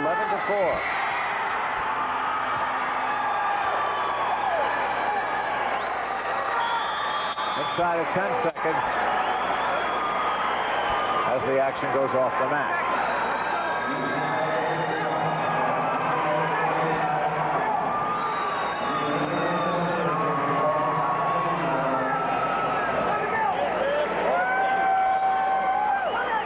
Seven ticks left now.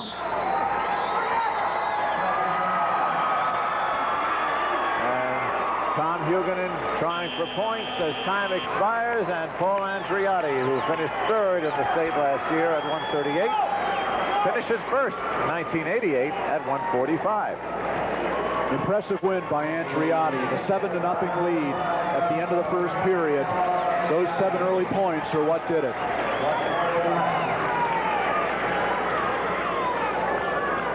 Andreotti walking off, and let's watch him in action. Andreotti just picked up an escape here. Now, off the front headlock, he spins around behind and gets the takedown. And that finished his scoring.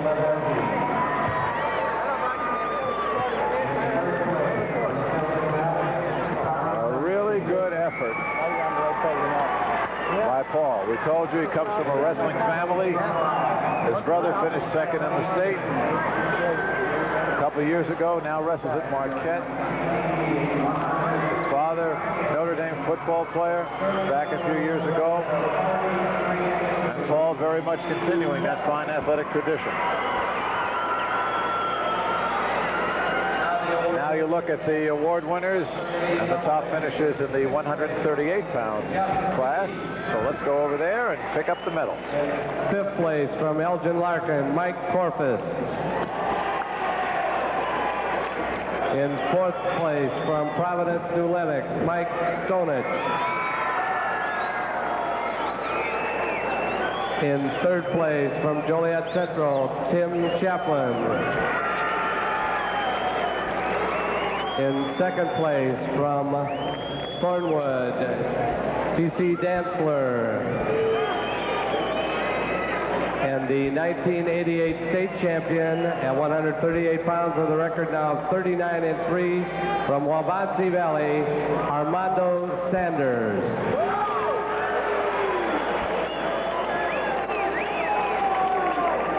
Now wrestling on the Class A mat at 155. Okay, Armando Sanders, you saw him, as Rob told you, coming through what they call the pigtails, the earlier matches, having to wrestle some extra and coming in to take the championship. Congratulations to Armando Sanders, winner at 138 pounds. Well, next up, another good story in the making. Well, it's already been made. Let's see how far it goes. Toby Willis from Morgan Park against Jim Kosakowski from Elgin Larkin. That's Kosakowski there in blue. Toby Willis in green. And Toby beat the #1 ranked wrestler to get here. And if he wins, he will be the first wrestler from the city of Chicago to win since, what, 1980? 1980 is correct. And Toby Willis from Morgan Park is quite an interesting story.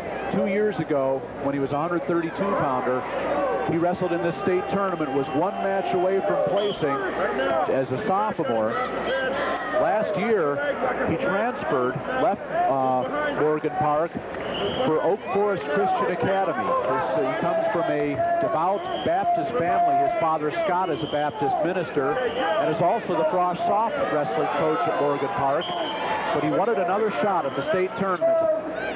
Oak Forest Christian Academy is not an IHSA school, and so he came back to Morgan Park this year, and he's made it all the way to the finals, and he's undefeated for the season with a 34-0 record. Right now he trails 2-1 in the early going. 35 seconds gone here in the first period. Jim Kosakowski, no slouch. He 38-1 for the year, finished 6th in the state at 145 last year, and here he is up 10 pounds next class at 155. Jim Kosakowski has a brother, an older brother, Anton Kosakowski, who was the 167-pound state champion 2 years ago, as Willis scores a takedown, and he now leads 3-2. 1 minute gone in this match. Kosakowski and his brother Anton are both great-grandsons of the famous Cherokee Indian athlete Jim Thorpe. You know, you told me that, and that's amazing. I still... Isn't that, yeah, well, you know, it's a small world, you know. You never know what... you never know who you're going to run into with what kind of connections they have. It's really an amazing story. Final 30 seconds of the first period. Let me get this now. Kosakowski is the great-grandson of Jim Thorpe. That's correct. The Kosakowski's mother was... That's Jim Duffy, by the way. Right. It's Jim Duffy, the Mount Carmel coach. Kosakowski's mother was Jim Thorpe's granddaughter, and her mother was Jim Thorpe's daughter. Wrestling and genealogy. I got together that. with Rob Sherrill, ladies. They sure do. I finally got that right. All right. Meanwhile, Toby is leading 3-2 here with 20 seconds to go in the first period. Will's trying to bring Kosakowski back to the mat. Kosakowski trying to hip out. He's got a figure 4 around the head. They watch that real carefully with 5 seconds to go. The referee calls it potentially dangerous and stops the match. I'll say. I saw Skull Murphy try to do that to Antonino Rocco one time, but that's a whole different kettle of fish. You're looking at Ed Washington, the coach over there at Elgin Larkin. First period coming to an end, and Toby Willis leading 3-2 in a very close match.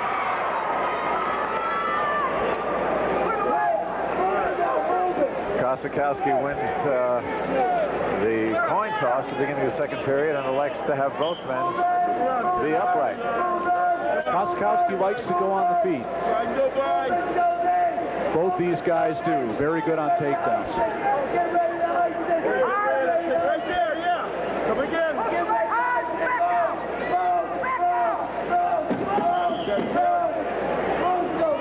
there. Again. Well, you can watch Duffy slamming his chair down there, encouraging Toby Willis, to say the least. Willis just been warned for stalling. That's the first warning of the match. Go take it again. To the side, right there. There he is. Watch that chair, Jim. Look out. Almost in a fireman's carry, Willis did right there at the end of the edge of the mat. Right now, the coach is getting style points. 40 seconds gone here in the second period. No scoring here. It's still 3-2. No scoring so far in this period. Now there is. As Kosakowski gets the lead with that reversal.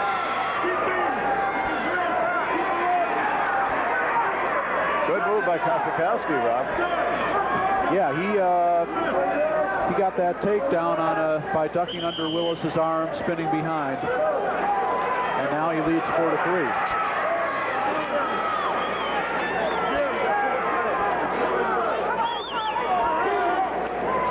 Kosakowski, you'll see, go right on, shakes the whizzer attempt by Willis and gets the takedown as Willis's supporting parts are on the mat. 100 minutes to go now in the second period. Kosakowski with a 4-3 lead. Willis trying to get out for the reversal. Willis underneath in green.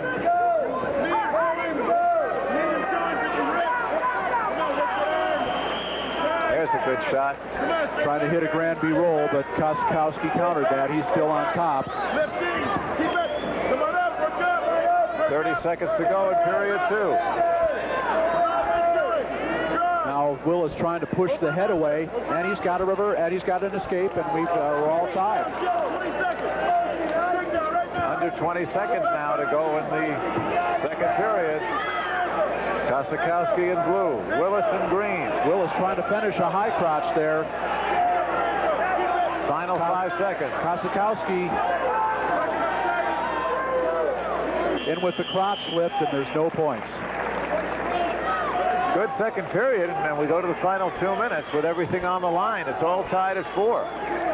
Even though there's only been 8 points scored in this match, and there's a 4-4 score, there's been a lot of good action. Both wrestlers have had a lot of chances. Very active second period. Now you're looking at Ed Washington.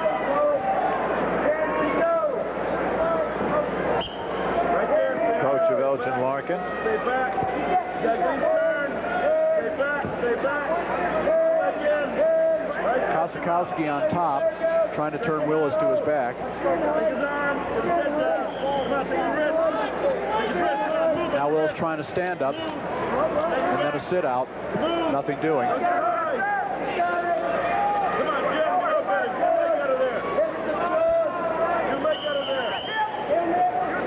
We get a stalemate call with minute 32 to go in the match, still at 4-4.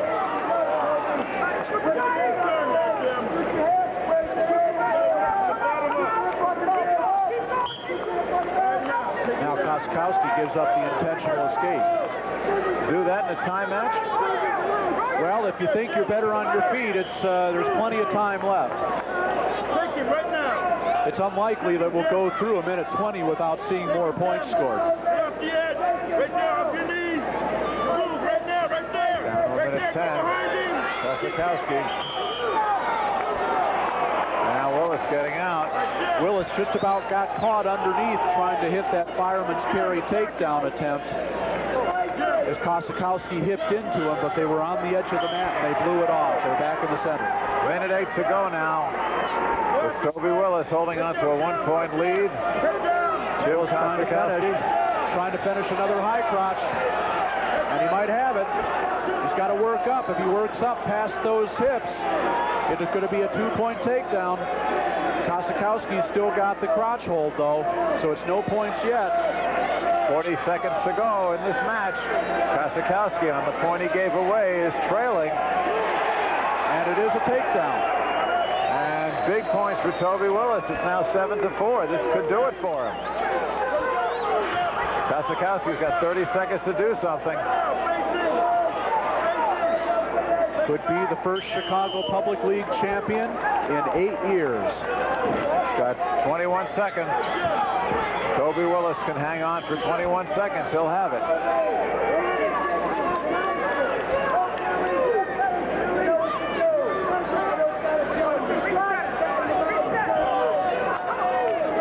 Both men are just about spent. Kosakowski trying to Granby roll, and he gets the reversal. 7-6. Might not be enough. 1 point now. I remember that point Kosakowski gave away. 7 seconds here. 4, 3, Not going to be enough. 2, 1. And Toby Willis holds on. Woo, what a match. Toby Willis from Morgan Park becomes the first Chicago City champion in 8 years.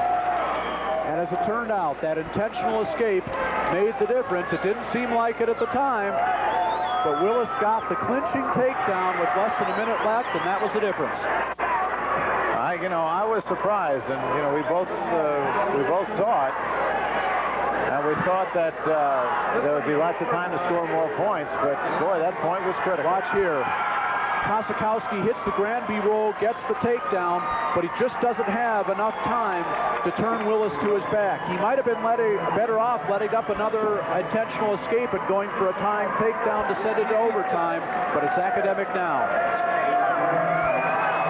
Toby Willis gets the handshakes, gets the pats on the back. And Jim Kosakowski gets to walk off with a second place medal.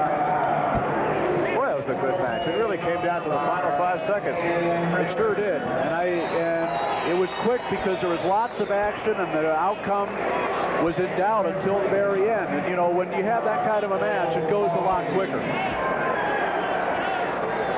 Well, Toby Willis, who, as you said, qualified a couple of years ago, did not make it last year. Had to go through the #1 man in his weight class to get this far, and then came up with a great effort against Jim Kosakowski of Larkin to win the whole thing here at 155. There are the winners at 145. Now Let's the pick up the award. in 6th place, 145 from Fox Lake Grant, John Mazer. In 5th place from Wheeling, Jose De Jesus. In 4th place from Roxana, Chad Hamilton. In 3rd place from Rock Island, Dennis Vesey. In 2nd place from Romeoville, Tom Huguenin. And the 1988 state champion, the record now 40-1 from Marist, Paul Andriotti.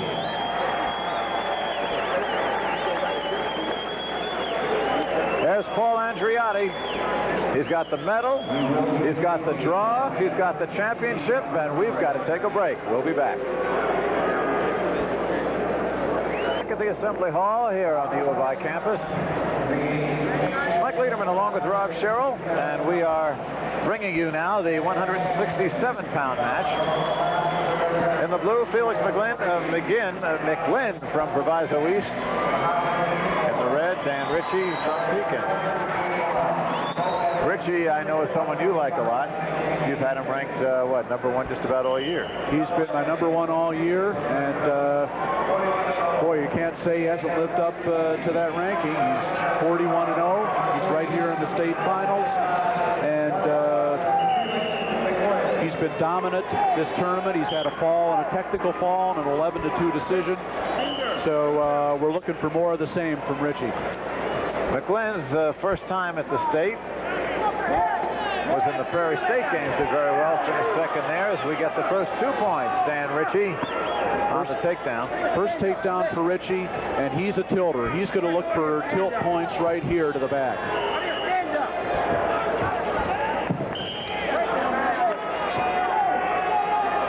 About 25 seconds gone by.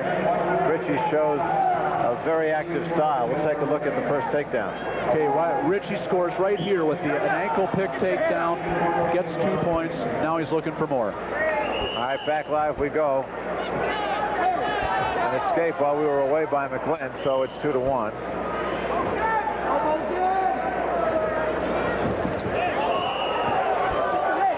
Check out the speed of Richie. Richie trying to score with a high crotch there. Now he's got the leg trip, and he's got another takedown. Beautiful move by Dan Richie. A 4-1 lead here with about a minute to go in the first period. Richie, despite coming from a downstate school, a lot of people doubted his ability for that reason, but he's been dominant all year. And so far in the state finals, he's been dominant too. I'm sorry, Rob, another escape for McGlynn, so it's 4-2 now. 45 seconds left in period 1. Richie on the attack again. Where's her? Get your legs back and where's her?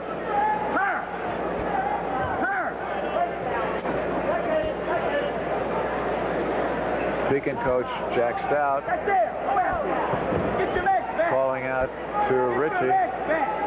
Get your legs back, says Charles Flowers to McGlynn. Get your legs back. Your legs. Richie always on the attack. Final 10 seconds coming up of the first period. There's an ankle. There's the ankle pick again. He's trying to score with it, trying to keep McGlynn in bounds. 1 point awarded to Richie. McGlynn fleeing the mat to avoid the takedown. 3 seconds to go. You watch Richie pick the ankle of McGlynn with those long arms. McGlynn trying to get out of bounds, and he does get out of bounds, but ruled off the mat, fleeing the takedown. Richie's awarded a point. And that brings the first period to the end with Richie now leading 5-2. He will be up top. He's in red. Felix McGlynn, a senior from Proviso East, is in blue. Come off the mat with it. Come off the McGlynn again trying to escape. Richie's got that right leg. Richie, a lot like Pete Schulte of Oak Park, who we watched win the 119-pound title. Long arms, long legs, got a great deal of leverage, and he's using it effectively, as you saw in the first period with the 2 ankle pick takedowns. Another escape from McGlynn, 5-3, with 30 seconds gone here in period 2. Look at that reach of Richie right there. You're looking at Charles Flowers, the Proviso East coach.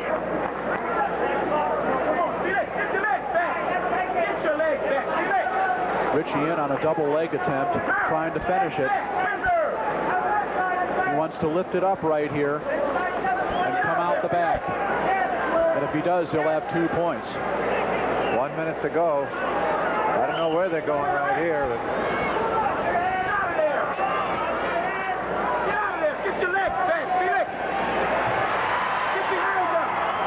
now here comes McGlynn trying to come behind Richie.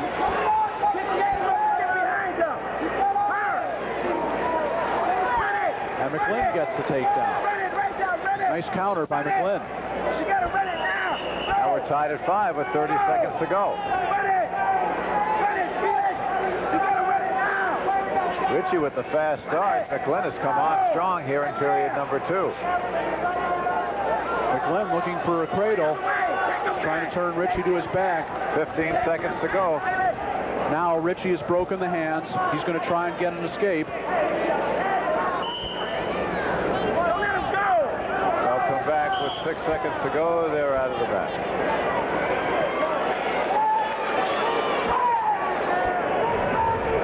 Seconds left. Richie now with a 6-5 lead over McGlynn, and we've got some injury time coming up here, attending to Felix McGlynn.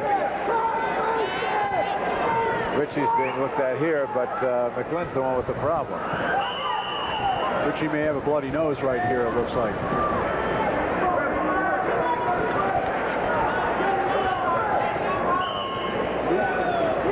Okay, now you see McGlynn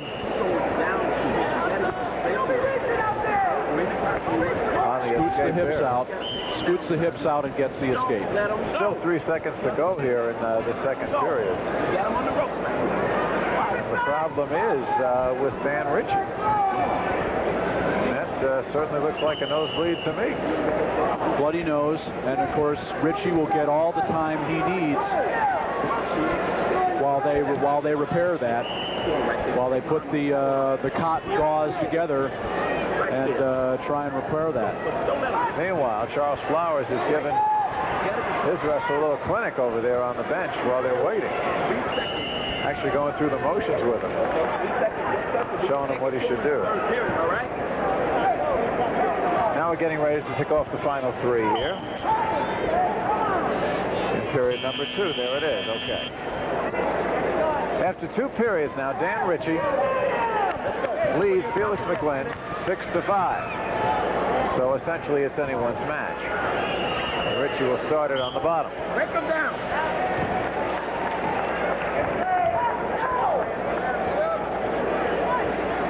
His pace has slowed considerably here in the final minute or so. McGlynn rides very loose, but he's been able to keep Ritchie on the mat pretty much part of the second period and so far here in the third period. Ritchie needs to get up off the bottom and start going for takedowns again, because that's his best way of beating McGlynn. Trying to break the hands.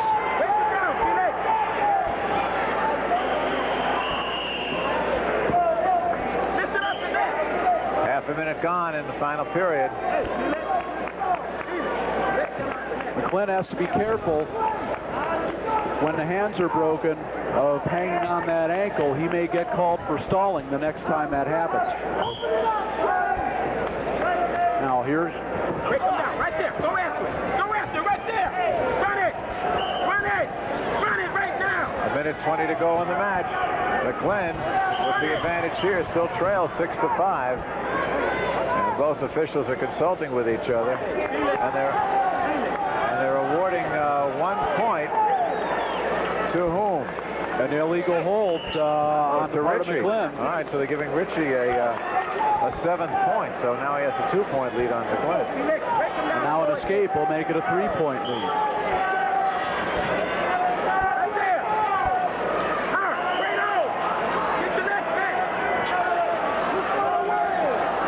Coming up to the final minute here in this match, 7-5. Dan Ritchie from Beacon leading Felix McGlynn of Proviso East Maywood. McGlynn trying to turn Ritchie, trying to lock up a cradle here.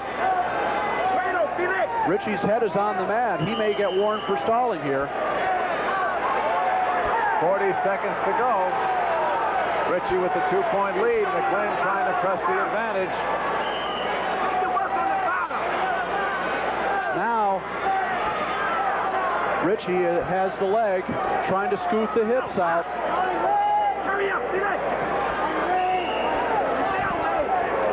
20 seconds to go now. Ritchie trying to spin out, still trying to spin out. McGlynn has been awarded a point for stalling. 7-6. Ritchie with the 1-point lead.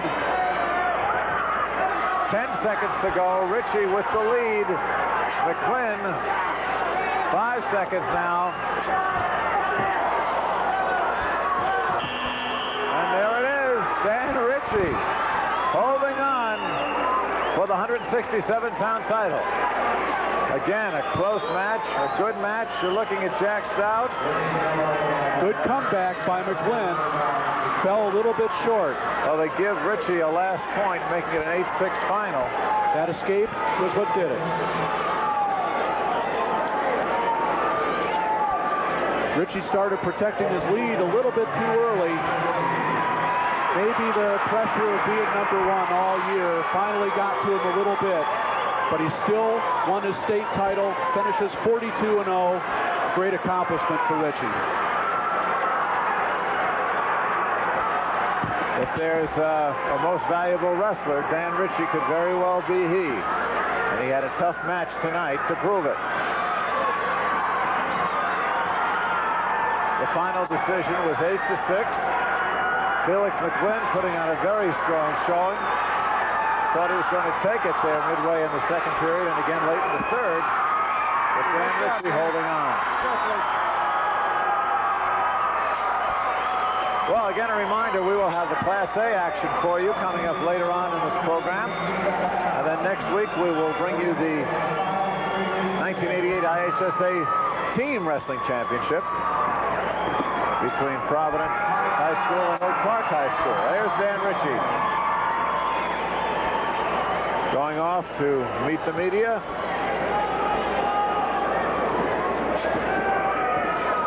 .42-0, not a bad season's work, huh? Well, I'll take it. I'll tell you that. Well, let's take a look at some more of the action, Rob. Okay, right here. Here's McClin with a single leg takedown attempt as the buzzer runs out. Can't quite finish it. Maybe would have if there were 5 more seconds.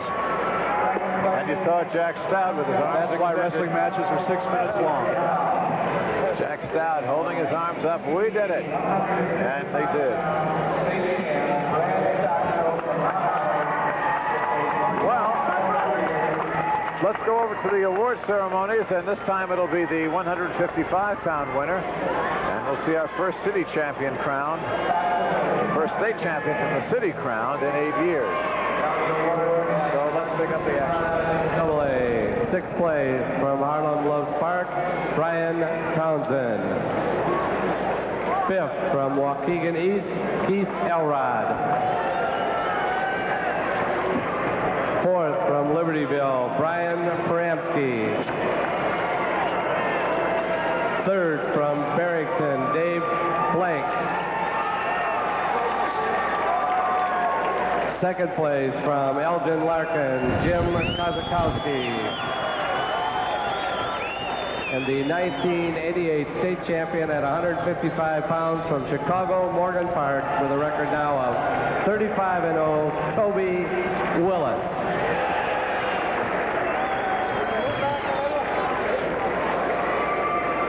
Toby Willis, your champion.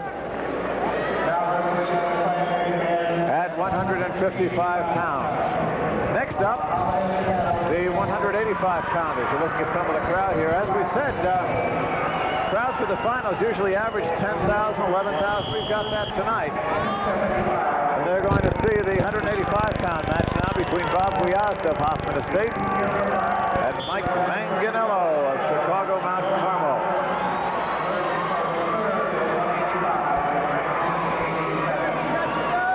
Couple surprises here in the 185-pound final. Bob Guiazda of Hoffman Estates has a 35-0 record. He's a senior. Guiazda there in blue. And Mike Manganello of Mount Carmel is a junior with a 41-4-1 record. He came all the way from the preliminary round here to the finals. And in the semifinals, he avenged 2 previous losses this season by beating Tom Salvino of Marist 6-2 to reach these finals. Guiazda's right leg and knee are heavily wrapped. We'll see what effect that will have on him. We've gone about 40 seconds into the first period, still no scoring. Guiazda 35-0. He's in the brown singlet. He's never lost a regular season match, but he's never qualified for the state either, so he's trying to break that jinx tonight. He has to some extent. Now he's trying to see if he can't go all the way with it. Guiazda lost in the sectional twice last year after going in with an undefeated record. This year he went into the sectional undefeated, not only won the sectional, but he's gone all the way to the state final, so he's shattered that sectional and state tournament jinx. Win or lose.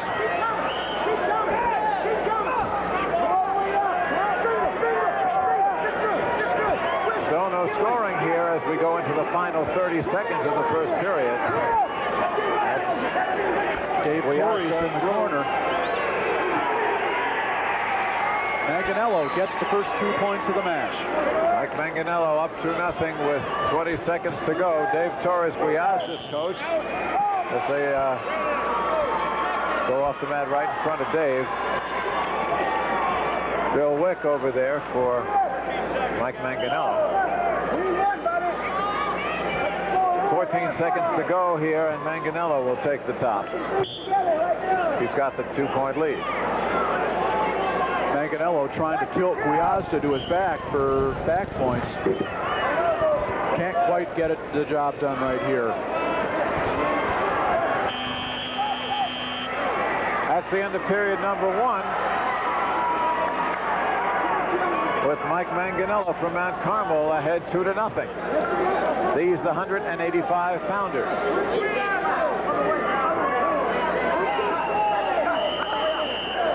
After the coin flip, Gwiazda will be on the bottom, Manganello will be on the top.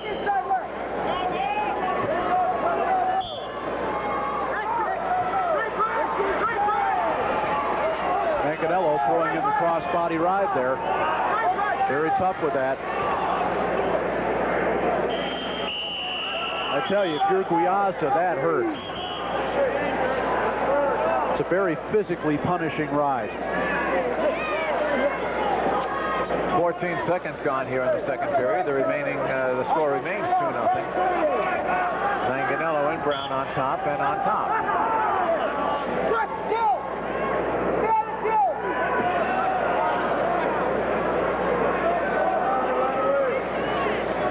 Manganello, a qualifier back in '87 at this weight, 185. We already told you about Gwiazda.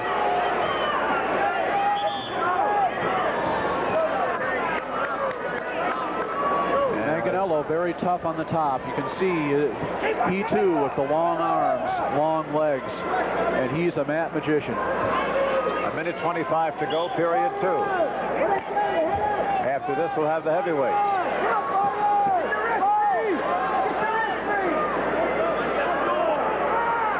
Manganello trying to tilt Gwiazda with that tight waist. Gwiazda trying to hip over and get the reversal. Can't do it with Manganello having the legs in. 1 minute to go now in period 2.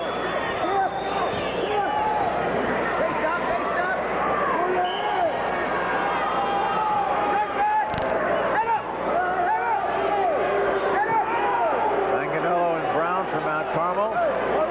Gwiazda from Hoffman Estates in blue. Gwiazda undefeated this year. Manganello 41-4-1. Warning for stalling against Manganello on the top. Still a 2-point lead for Mike.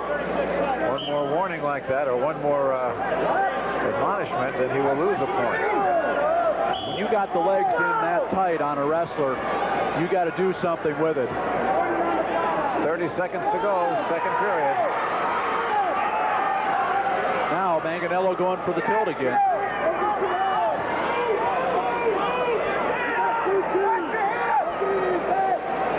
Final 15 seconds of period 2.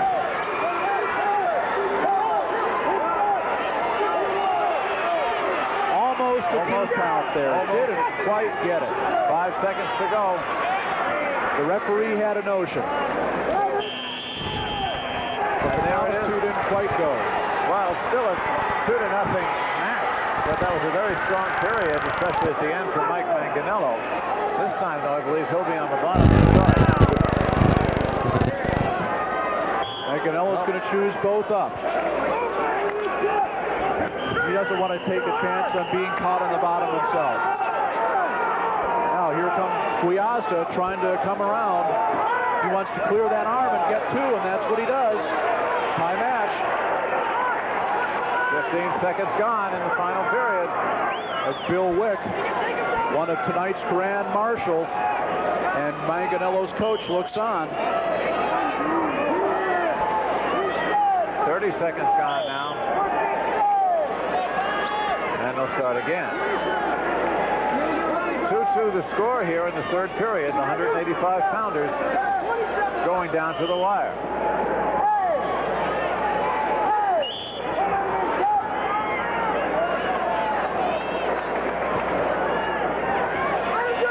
Manganello now. Manganello's got the escape, and now he leads.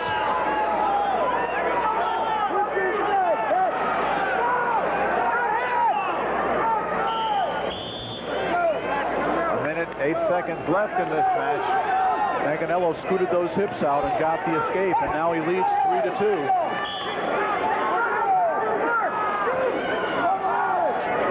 And we saw how important 1 point can be earlier tonight. Less than a minute to go now.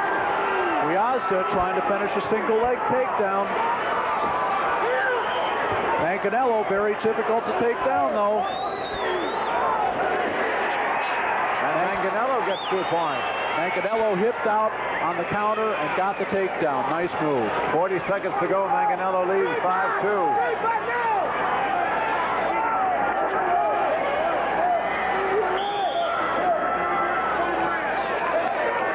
And we get another point this time to Gwiazda. 5-3 with 32 seconds left. So Gwiazda's 1 takedown or 1 reverse away from tying this thing up. This one's going to the finish. Gwiazda looking to hit the switch here to get the reversal. Manganello may get hit for stalling again here. Now we do. That's exactly what happened. We do get a stall here on Manganello, so 17 seconds to go. Now an escape will tie the match. 1 point match, 5-4. Manganello up top, and he's got that lead. But the lead was just cut in half. Gwiazda. Now Gwiazda, if he can break the hands, he didn't break the hands, he could have had a reversal. 10 seconds to go. Gwiazda trying whatever he can now. 5 seconds. Manganello holding on, and he will do it. Boy, Bob Gwiazda gave it everything he had. Mike Manganello was able to hold on, and the junior from Mount Carmel is the 185-pound state champion with a well-earned decision. Sometimes the point that you don't get is as important as the point you do. Gwiazda could have tied it with the escape there. Manganello held on and won the match. Talking to his coach, Bill Wick. And you can see the smile on Bill's face. Really an excellent effort on the part of both wrestlers, but especially Manganello. There were plenty of times where Gwiazda could have taken it to him, but Manganello held on. And he's got his victory. He's got his championship. The difference in that match was Manganello just had a little bit more physically than Gwiazda did. He's a big kid. Gwiazda just a little bit small for a 185-pounder, but he's had a great season, and now he's going to cheer his teammate Nick Moss maybe on to victory here in the heavyweight match. Well, that'll be an interesting match we will get to. We're taking a look there at Bob Gwiazda. There's Mike.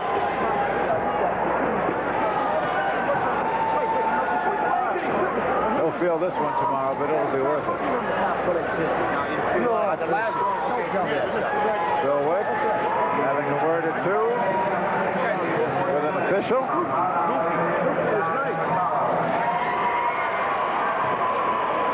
Here's Manganello getting an escape, trying to hit a switch.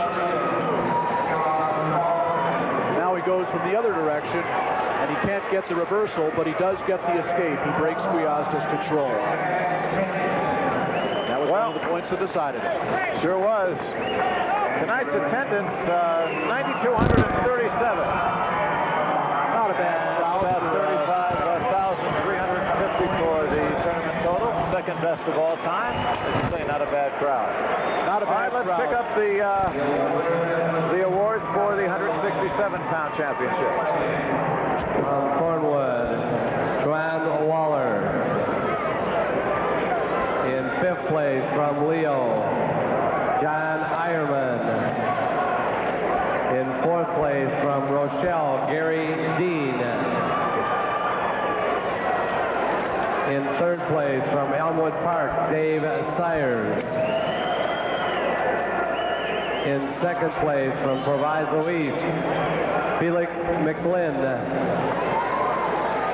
and the 1988 state champion at 167 in AA with the record now 42-0 from Pekin, Dan Ritchie. Dan Ritchie, you saw him win, and now you see him get the congratulations. The senior from Pekin, now 42-0 for the season. Well, next up, our last match of the evening, the heavyweight department. And the heavyweight department should be a very interesting match because you've got one wrestler who's quite a bit heavier than another. And this is the one weight class where that can happen. Larry Love of Thornton, who was 6th in the state last year at heavyweight, only weighs about 210 pounds. He's in the white. Nick Moss of Hoffman Estates in the blue weighs about 260. So there's about a 50-pound difference between these two weights. And Nick Moss tried to score with a headlock, but if Love looks like he's going to slip that head, and if he does, he'll get 2. And it's a 2-point takedown for Larry Love right off the bat. Larry Love, 33 wins, 2 losses, 1 tie. Nick Moss, 30-3. For Nick, it's the first time he's made the state. As Rob said, Larry Love was 6th in the heavyweight division last year. The story of the heavyweight class this year, as Nick Moss gets a reversal, is almost as much who didn't wrestle here as who did wrestle here. Frank Komet of Hershey, who won the Barrington sectional because of illness, didn't wrestle in the meet this week. And Ed Evans of Chicago War, who many thought could win this weight class, was declared academically ineligible on Wednesday. So the heavyweight class underwent some emergency reshuffling on Thursday, and these are the 2 guys that have come out.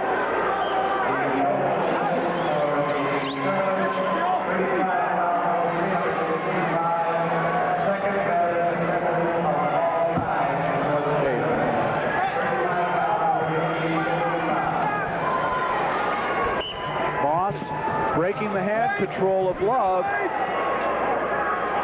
and just getting behind him and bringing him to the mat. 40 seconds to go now, first period.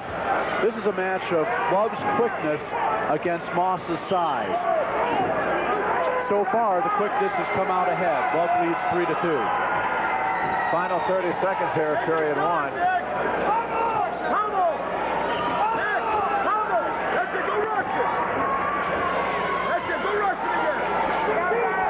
15 seconds to go. It's still a 3-2 match. Keep going! 2-point takedown for Moss. One thing you shouldn't do if you're giving away a lot of...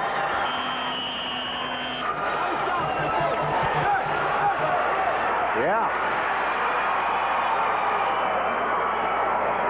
4-3. Moss is ahead, but Moss looks like he's hurt. We'll take a look at the takedown again.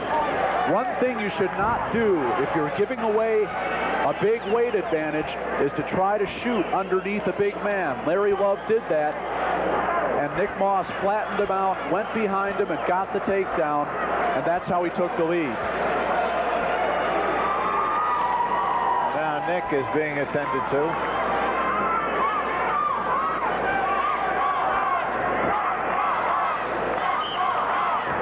No, can't tell from here quite what it is. Prentice Lee, the coach there, talking to Larry Love. Angelo Testoni is with Nick Moss. Now we're about set to go here for the second period. Hey, stay off the knees. Wait on him. Love trying to hit a switch against Moss, and he gets an escape. Ties the match at 4. Watch the shot. Get ready for the shot. You hear Angelo Testoni, Moss's coach, yelling at him to pummel. What that means is he wants Moss to establish inside position against Love, not give him a chance to get inside and shoot takedowns, which is Love's specialty. Match is tied at 4, a minute 25 to go here in the second period.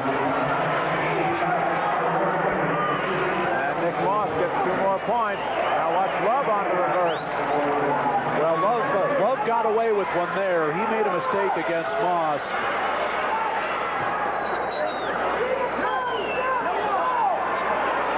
How do you mean? Love made a mistake trying to get in too tight on him there.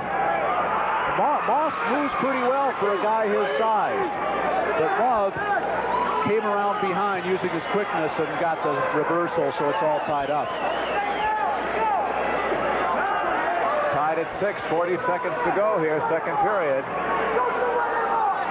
Love deceptively strong for a guy as small as he is. He bench presses 400 pounds. He signed a football letter of intent to attend Montana State University. Good linebacker, right? That's what they're projecting him to be. And the odd thing about it is Montana State last year dropped their wrestling program out of the shade. Love gets the point, goes up 7-6 with 10 seconds left here in period 2. One of the things the official looks for is for the bottom man to get his head off the mat. Moss being ridden, he's got his head down. He'll get hit for stalling almost every time. Well, going into the third period now with Larry Love now coming back to take the lead 7-6, and here's how he did it. Love kind of slipped on a headlock there and tried to get out of it, but Moss followed him and got the takedown. But here comes Love to hit the switch, and he got the reversal. All right, we start things off in the final period now with Love on the top. Nick Moss below. Moss trying to hit a Granby roll here. Nothing doing. Trying to slee Larry Love's coach.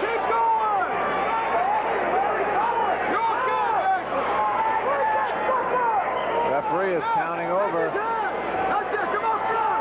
Probably call a stalemate here.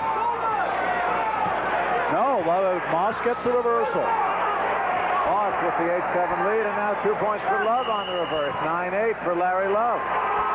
Love re-reverses immediately. And again, Nick Moss is hurt. These guys like to do Love things gets caught in deep. Moss gets the reversal, but Love just too quick for him. Love's given away a lot of points in this match, but with his quickness, he's been able to recover.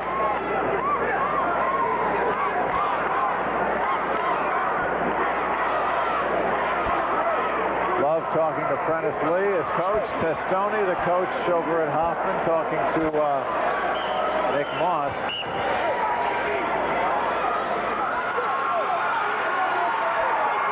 Now we're back in wrestling now with 1:19 to go. Larry Love on top with a 1-point lead.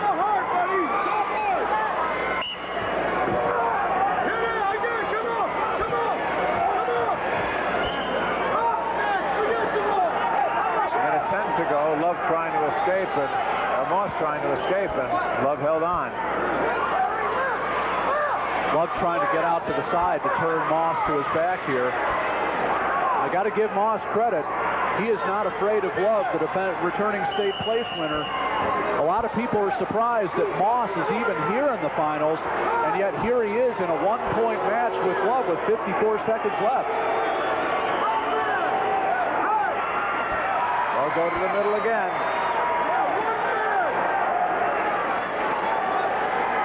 Certainly Love looks to be the fresher of the two right now. Oh, and here he is. Love caught Moss for a suck back, and he's going to get back points and maybe more. And that opens it up a little bit. 4-point lead. Right off the whistle. Love caught Moss with a suck back. Just pulled him right back down to his back. 30 seconds to go in the match, and Larry Love seems to be well in control. Crucial 3-point near fall.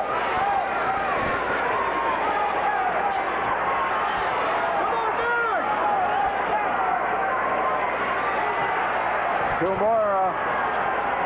Another point for Larry Love. It's 13-8 with 10 seconds to go, and Larry Love looks like he's got it locked up. 5 seconds. And there it is. 13-9. Larry Love is your state champion.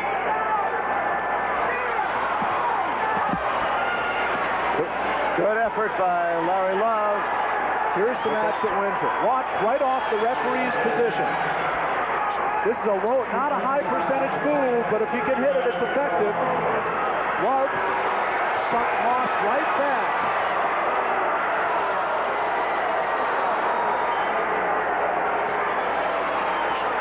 There it is.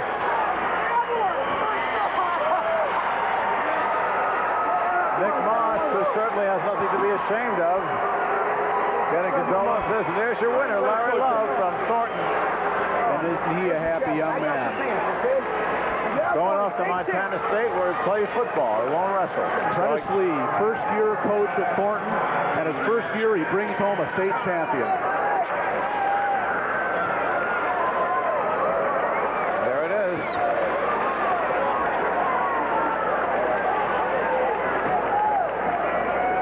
Well, next we'll check out some awards.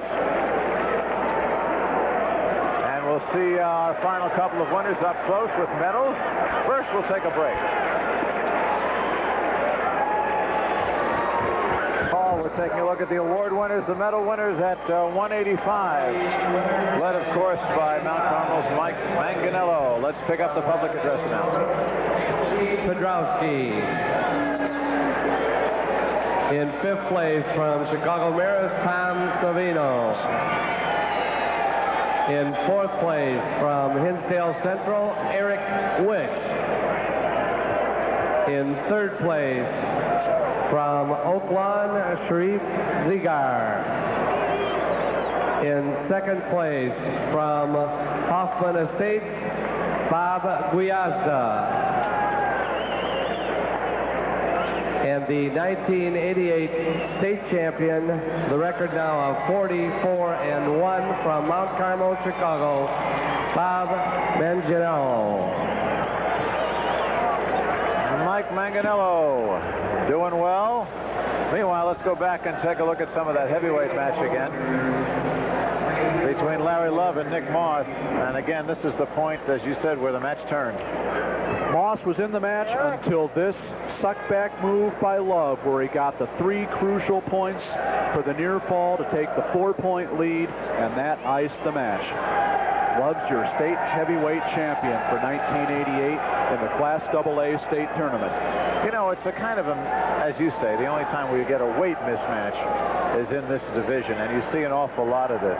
Is there any way you can generalize whether it's better to have the heft or better to have the speed, or does more weight necessarily mean less speed?